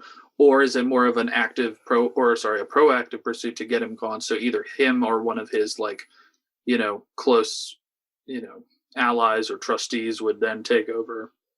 I think both play a factor. I think both play a big part in his scheme for that. But it's not explicitly explained to your knowledge that you know of? No, okay. Not that I know of. But no, those both. I mean, those are really good points. It all tracks. It all tracks 100%. What about you, Austin? Yeah, I was going to say, relating to that real quick while it's fresh on my mind, it's just it goes back to the old cliche, cut off the head of the snake, pun intended, whatever. And the body dies. I think that's where you take out the headmaster, and then eventually just everything is going to crumble and everything's just going to get much worse until someone has to be put in that position. And whether it was Lucius's intention to be in that position, I have no idea. I'm taking it from a perspective of what we knew at the time when the second movie came out. And it makes sense to me that Lucius would, make this kind of a personal battle between his family and the Weasleys, given their history and their feud between the two of them. So you pick the youngest, you pick the most innocent, the most naive of all 7 children, which just happens to be female. Ginny. Yeah. Yeah, I mean, I don't think that plays a part in it. Well, mean, just from the family dynamic of having 6 older brothers, and even to some extent Ron the same way of feeling sort of overlooked based on her older brother's accomplishments thus far, and I don't know. Yeah, taking her innocence and how naive she would be, it makes sense that she's the easy target. She's the one who's going to be the most or the easiest manipulated by the diary. So it makes sense to me. I don't have necessarily any problems with that story aspect. It works. It works in my head, and it almost works in the film and the book. One final point I want to touch on with this one is I heard the story Jason Isaacs was telling about how, and this is just a credit to Daniel Radcliffe's performance in this, because I think as good as a lot of people are in this movie specifically, I think Daniel Radcliffe stepped up his game significantly. And there's the story of Jason Isaacs, that scene where he's like, well, let's always hope that Harry Potter's here to save the day. And Daniel Radcliffe ad-libs the line, "Don't worry, I will be." That wasn't in the script, wasn't in the book or anything. He ad-libs that, and they cut. And Jason Isaacs look over at Chris Columbus. He's like, "Oh, he's good." "Oh, he's very, very good." So just I got to shout out Daniel Radcliffe's performance in this, because there's a lot of things that I don't think even come close to working in this unless he really sells kind of the gravitas of and the stakes of the situation. And there's way more solo scenes of him in this movie than there were in the first. In the first there was so much of him with Ron and Hermione that now he's wandering the halls alone, because he feels alone because he's the only parcel mouth. And he thinks that he maybe should have been in Slytherin. So he feels alone in that regard.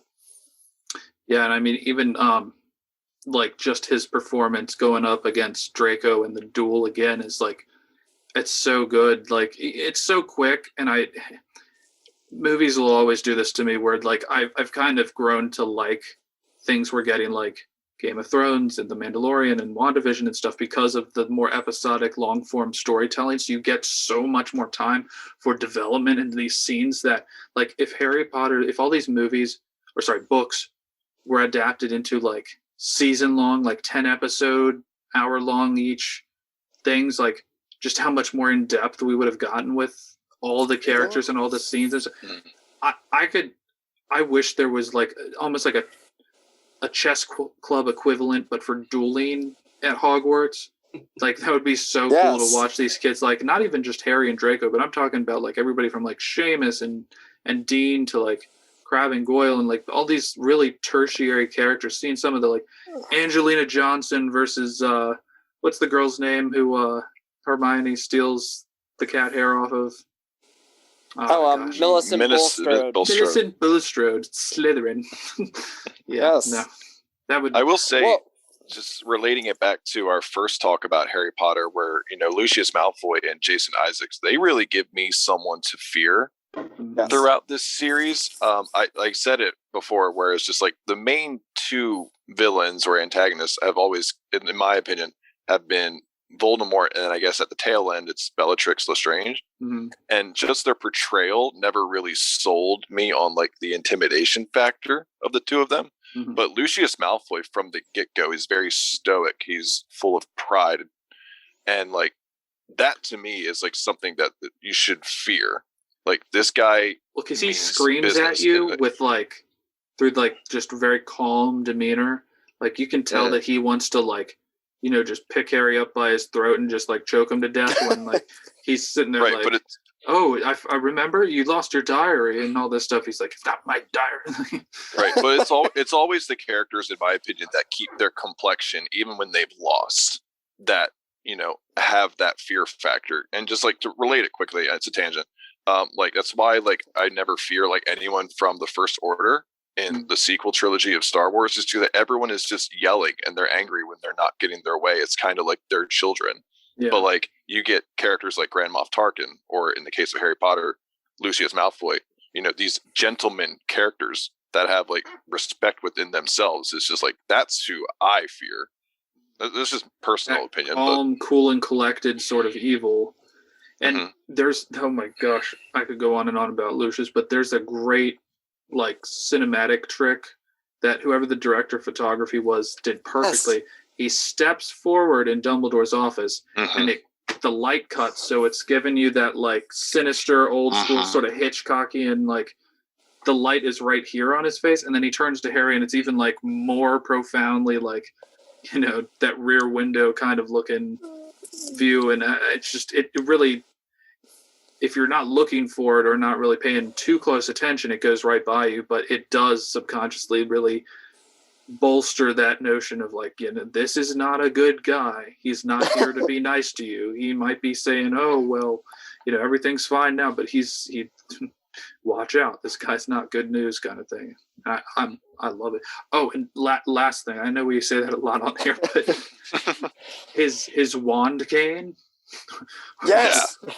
It's like I've seen a lot of sword canes before, but like how brilliant was that? Because like he always has his like pimp cane walking around and stuff, but oh no, that's where his wand is. Like, Yeah. so yeah, awesome stuff. Remind me, I'm so bad at this. Who started the last section? Was it Kevin started the last section or Austin did? I don't remember. It wasn't me. I think it was Daniel. I think it was actually. me. Daniel started, okay. This was a longer one than we Oh, intended. yeah. we could go all day on Jason Isaacs. He's a man.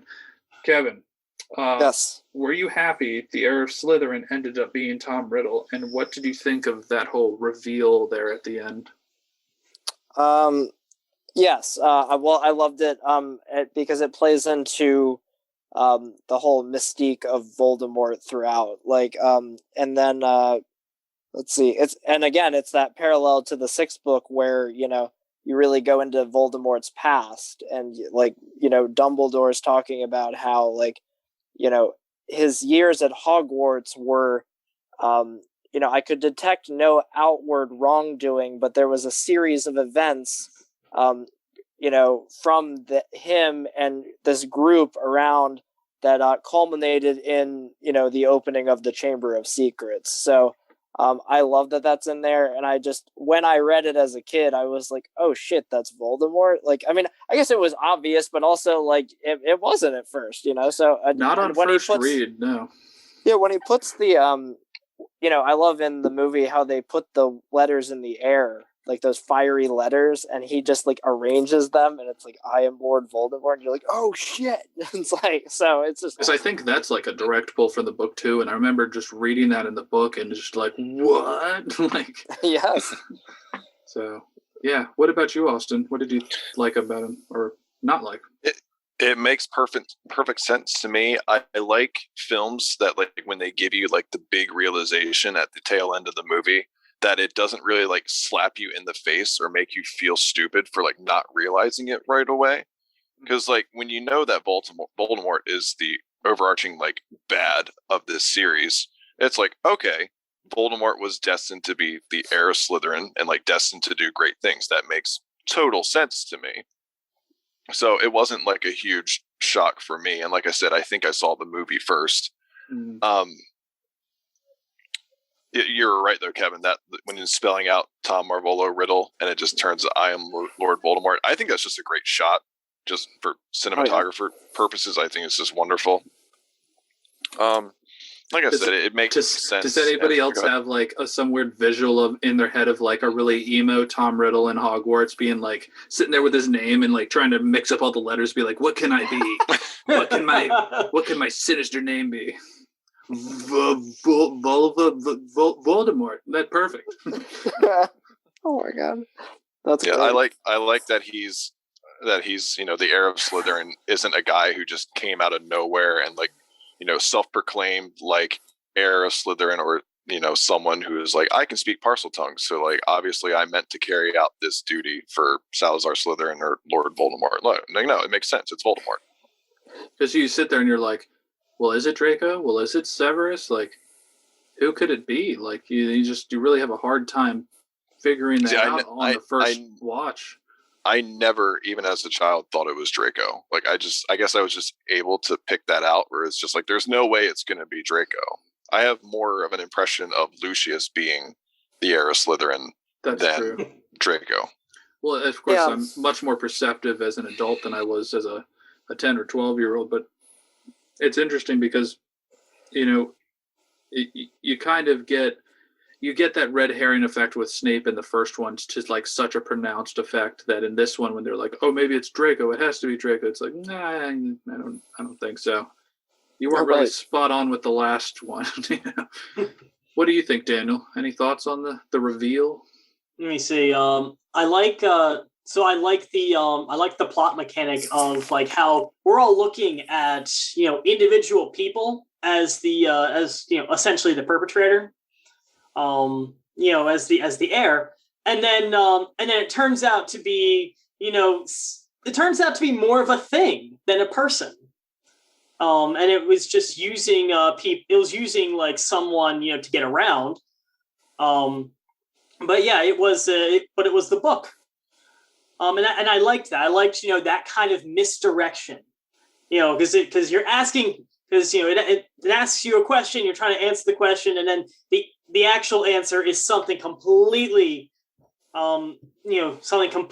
different.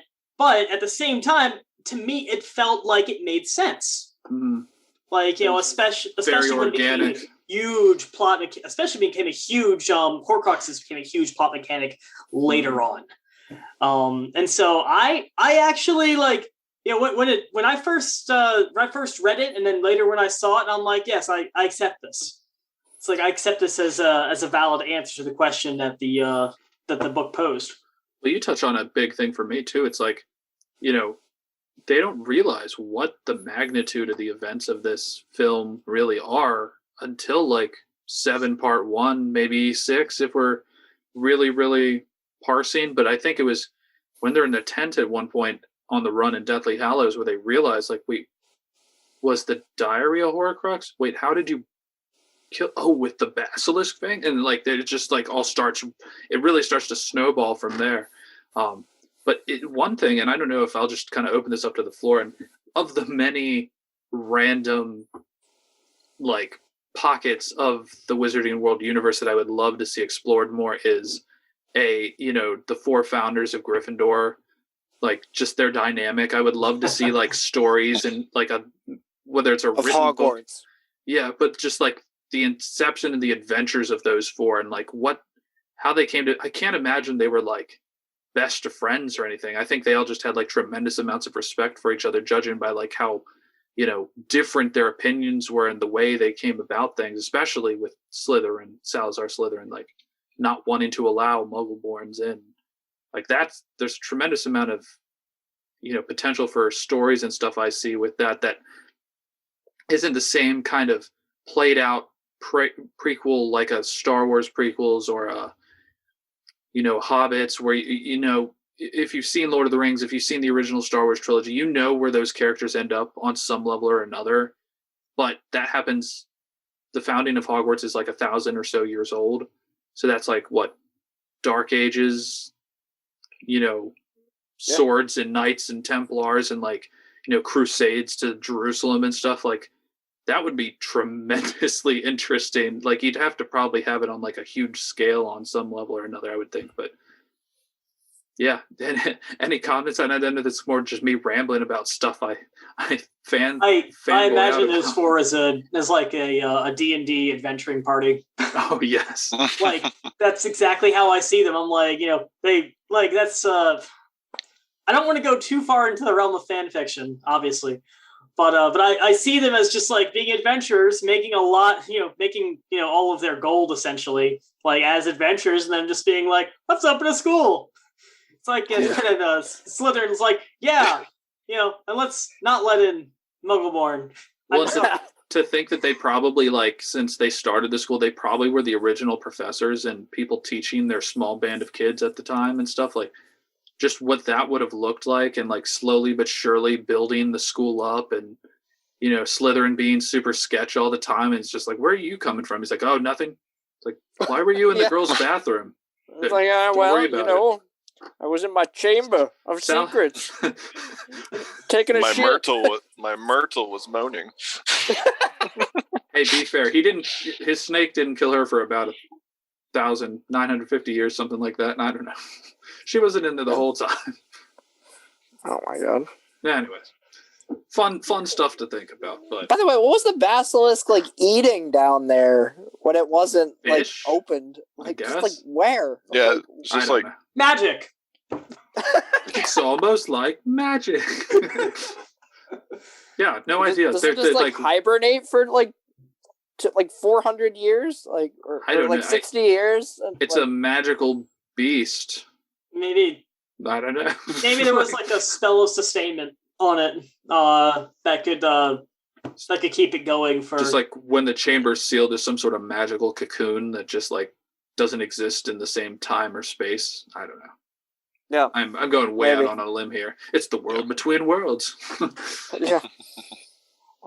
So I feel like that's like in the same vein as like how like when you see somebody on a journey, like in books like Aragon or Lord of the Rings, it's like they don't go into like when people use the bathroom. It's like but it's like something you occasionally think about. It's like, when did they go and like use the bathroom and all of these? Right. Like, it's like, where are all the brothels in the Lord of the Rings universe? This makes no sense. All right. I'll just kind of open these last two to the floor. Let's do this one first. Just kind of touch on, your feelings about the use of Hagrid in this film. And, he was such a staple in the first one. And we talked a lot about in the last episode about how he really is, for lack of better terms, we talked about it like the Willy Wonka, where he really takes you on this journey and he's Harry's big brother or father figure, however you want to look at it. And it's just like, he's so integral to the first one. And he does kind of take a bit more of a backseat to this, but obviously is still a lot of like, there's a lot that has to deal with him, whether you're talking about his expulsion, which we get a clear look into. And, he gets sent to Azkaban, which literally gets name dropped before we really have an appreciation for what that is. And then obviously he's the very last scene once again, him coming back. I even, I'll just keep throwing him out. Like he saved Harry from Nocturne Alley, when he was getting creeped on by all these people trying to sell him like, teeth and stuff. But what, just anybody can take it away. What are your thoughts on Hagrid in this? I don't really know what the question is more than just like, do you feel you wanted more of him? I mean, that's kind of a stupid way to put it. I think everybody wants more of him, but do you think it was like effective? His usage. I think, like I said in the Sorcerer's Stone talk, where like he is kind of like our welcome wagon into the series, as like Harry kind of serves as our avatar into this world, where like Harry is meant to be like us experiencing the world for the first time, just like he is, and like Hagrid's just there. It'd be like, this is Diagon Alley. This is like where you're gonna go buy your wand. Cool. Like if I was a student, this is where I'd go, and this is what I do, and so I think they had to kind of integrate him into more of the plot in this movie. So like, okay, cool, give him a purpose. Like he's, he's helping develop the flesh-eating slug repellent. Right, for the cabbages. Right. So he's there just kind of doing his job more so in this movie, I'd say.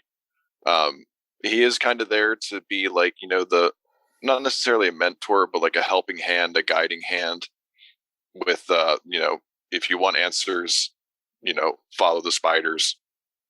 I do agree with you though, Spencer. He is kind of put on the back burner a little more in this movie, but I do think, the celebration at the end is like a good way to like pay off. Like he does kind of, as the movies progress, like kind of become more of like a sub character at this point. So I think it's a nice little send off for like how important he is to the first couple of movies, couple of books. Well, and luckily, because Professor Grubbly Plank decides to take a sabbatical, he gets a much more pronounced teaching role in the next film, which is awesome to see. But yeah, I mean, maybe it's just because he's such a charming character and he had so much he's so integral to the plot and the mystery behind what Fluffy was guarding in the first one, that like they had to keep going back to him, whereas this one it was more just it was he was there, he was definitely kind of involved based on the fact that he got framed for the first time it was open, but he wasn't like it wasn't like they were like constantly going to him for like critical pieces of information to help drive the plot forward, really. I mean, besides the follow the spiders, I mean that's really the biggest thing, I guess you could say, that he helped with. What dickish advice, though? Like, think about that. like Hagrid's understanding of magical, like love and acceptance of magical creatures, just being so naive that he's like, oh yeah, they won't eat you if you go in there. It's like, oh, we cannot allow fresh blood to walk so freely in our midst, to go so out. So long, friends of Hagrid. Yes, that brainless oaf Hagrid.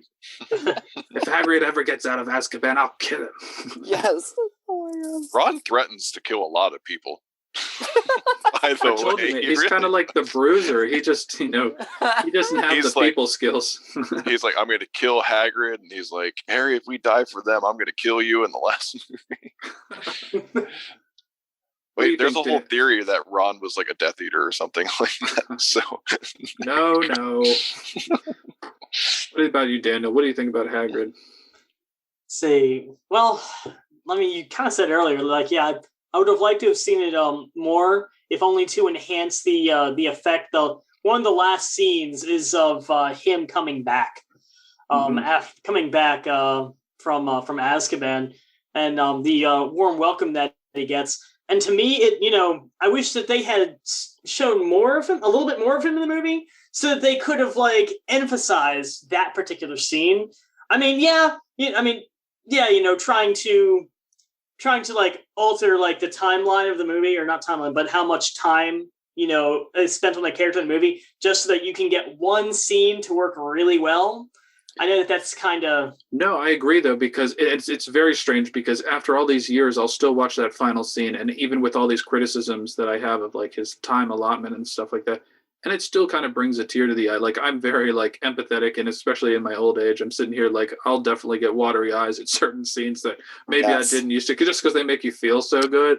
And that one of him coming back and getting applause where so many people just, he's had a really rough life. When you kind of sit back and think about it, being a half giant and getting expelled and having his wand snapped and having to pretty much if it wasn't for Dumbledore being almost like a surrogate father figure for him, then he just would have been lost, and God knows what would have happened to him. But right. the last thing I got to say about Hagrid, and I'll let you guys finish after this, but my favorite scene with him in this film is obviously when Malfoy calls Hermione a mudblood for the first time. They go to his hut, and he's like explaining to Harry what all this means and blah blah blah.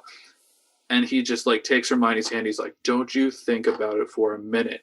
And it's like just being like that empathetic, like caring person and friend, especially to Hermione, because again, she's a big bossy, know-it-all type character, even in the second movie and book and everything. And just to have somebody there to be like, no, don't even think about that nonsense. Like, don't let somebody who's being a little prick like Malfoy ruin your self-esteem and everything. Like, I wouldn't think on it for a second. It's just like that. It's so nice to see scenes and characters like that. You don't get too much of that in this day and age in the real world, where like somebody who's a good friend is like, we like to bust each other's balls a lot of the time. But you don't get enough people like going up to each other's friends after they've been like kind of told off and they're feeling bad, and he's just like, what the hell are you talking about? Don't listen to him.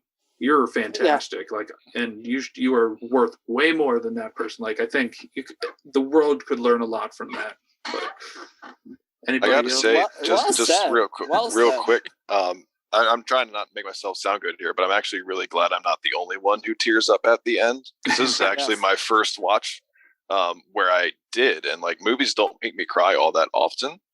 And I take it as like, we're so attached to not just Hagrid himself, but like all of these characters. Yeah. And I always see that ending scene with Hagrid as like the kind of send off to like the childlike era of Harry Potter. Yeah. And like that hit me in the nostalgia as like the first two movies really tend to do.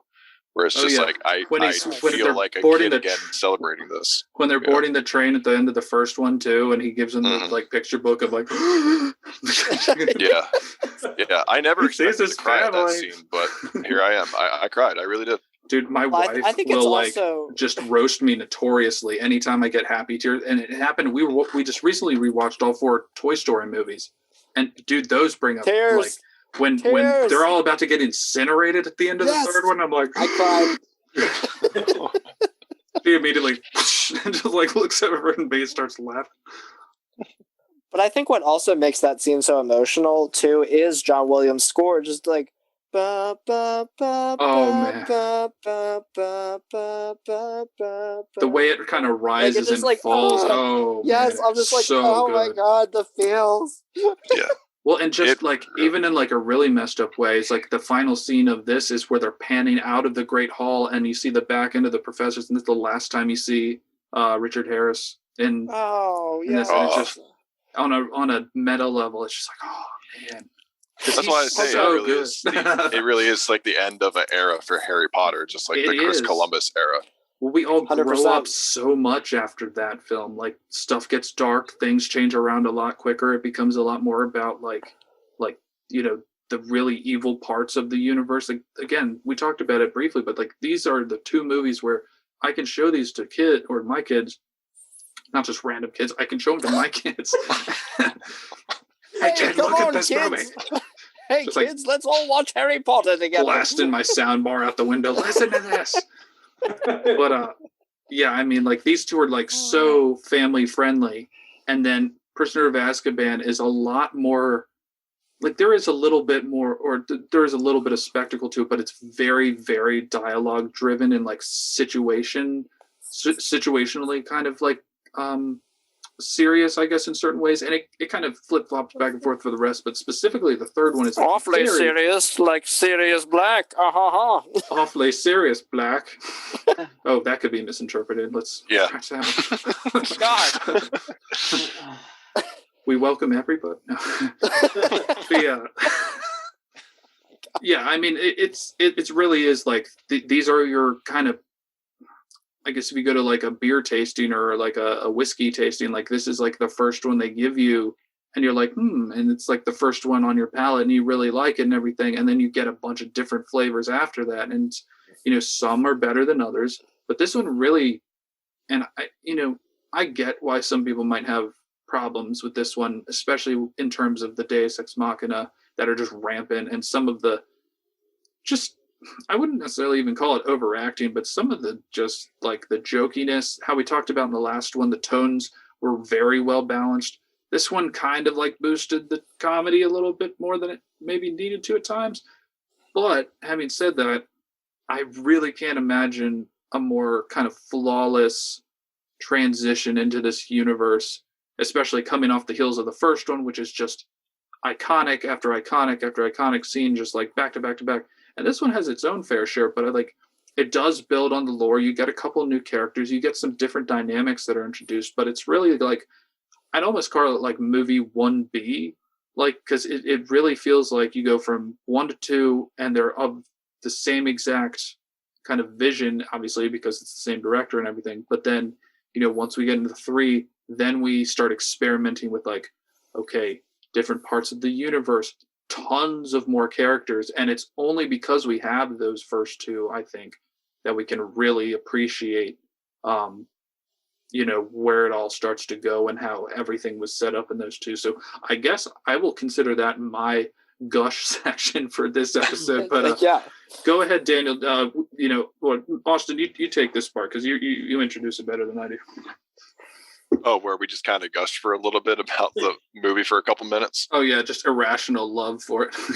Yeah, as I say with every episode that we do, I know sometimes I can be like hypercritical of them, but at the end of the day, I do love these movies. I do kind of see this, Spencer, as a part 2 of the first movie, where like you kind of have to watch these 2 together. I don't know if that has anything to do with Chris Columbus as being the director of the 2, but just the cinematography of these and the presentation of them is just kind of like, they're so cohesive. They flow so well together. Mm-hmm.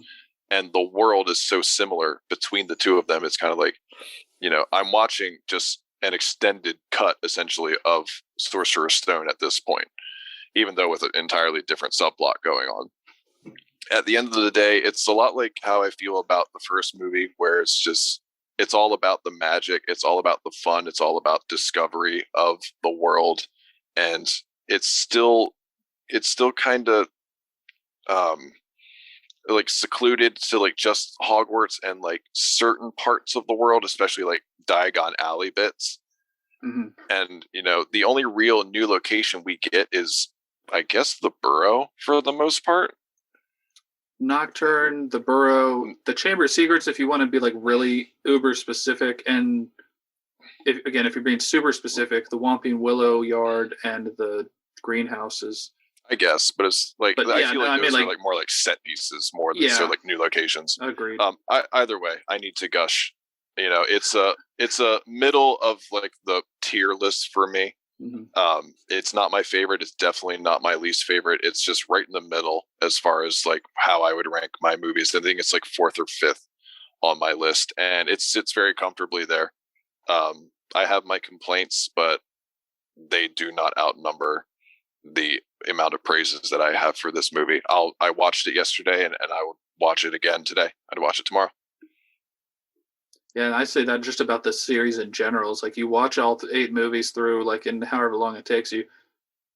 Half the time, I'm immediately like, well, I want to start that over again. Like it's almost sad to get to like movies 4 and 5 and stuff, and you start knowing that like, oh man, we're getting towards the end of it, because I don't, it was the same thing when the books came out. I didn't really want it to end. I was having so much fun with it. But Daniel, what about you, man? Any final thoughts and likes, dislikes about it? Yeah. So this movie and more so the book, of the entire Harry Potter sequence, this one was probably my least favorite. But that being said, my least favorite Harry Potter book or film is still leagues ahead of most other things. It's no Divergent or something like that. See, well, everything's good compared to. Let's see, yeah. It's not Aragon level garbage. I love the book, and then they made the movie. Yeah. Again, we'll have to review that one. Yes. That's going to be a fun one. Oh, what we should do for Aragon is we should do it where it's on April Fools, and we're gonna like try to give it like the best possible review, and then just turn around and go, "Oh, April Fools." John Malkovich's Galbatorix is God tier. I was really happy with how they didn't do anything in the book. That's how Just, they looked at the book and said, nothing let's do like different things. There's nothing but The entire Hollywood theme? compliments. Nope. It's like, We'll have to do it was like a great movie for a ton of, flaming garbage. We'll have to do like a book review where we just talk highly of it, and then it's like, all right, now next week we're gonna say a lot of shit. And here we go. Oh man, so but yeah, so yeah, I like the book, I like the movie. We're talking about Chamber of Secrets now. Yeah, I like the book, I like the movie. I like the movie. Wasn't my favorite, if we're talking about Harry Potter, the Continuum. But at the same time, like, I still enjoyed it, and there still were moments in the book, in the movie, that I still really enjoyed. Like, I enjoyed the Basilisk fight. Basilisk, that's the word. Yeah, I enjoyed the Basilisk fight. I enjoyed some of the plot mechanisms. But yeah, no, it was good. It was a good movie. It was a good book. I agree, Kevin. I'm gonna try not to go too deep. One thing I want to say. There's two sequences that like really like sell this movie for me, and it's when they're in Transfiguration and Hermione raises her hand and asks Professor McGonagall like, hey, what is the deal with this Chamber of Secrets? And when McGonagall like tells them like, and you can actually, and Maggie Smith plays it so well, like you can see the sort of fear in her eyes as she's telling them this. And it's like, she tells them the story and the legend of, the Chamber of Secrets, which like really catches your interest because like we all love a good legend or mystery or, like it really just kind of hooks you and takes you in, for this ride of like, what is the monster that's down there? Where is this Chamber of Secrets that nobody could ever find? And it and especially in this universe too, where you just know, just like you look at the pictures on the wall, it's just like there's tons of stuff and stories that are untold that we have no idea about. Yes, and and the fact that like we've all heard that like Slytherin house, like not a witch or wizard came out of Slytherin that didn't go bad. We've always heard all these things, like, but like hearing the history of like Salazar Slytherin, who like made his own chamber and was more selective about his students. I mean, that whole sequence is just so fascinating. And then like when you finally get to the Chamber of Secrets, I thought that it was so interesting how when Harry says open and that sink thing just like comes open and like into that tunnel, that was so mysterious. And they go down there and you see the snake skin. And also the coolest touch I thought was the circular door. Oh, and that snake just goes like, he says open and the snakes move and that giant snake around the top is like slithering around the door. That was so freaking cool. Kudos to the set designers for that. I mean, that's just that's probably one of the most unheralded facet of lots of movies, especially like epic fantasy movies like this, where it's just to have to sit there and read it on the page. And certain authors give you a level of detail that's great, but we all perceive it differently when it's just in this like imagination sphere. Yes. But then to like take that and transpose it into physical media and visual media.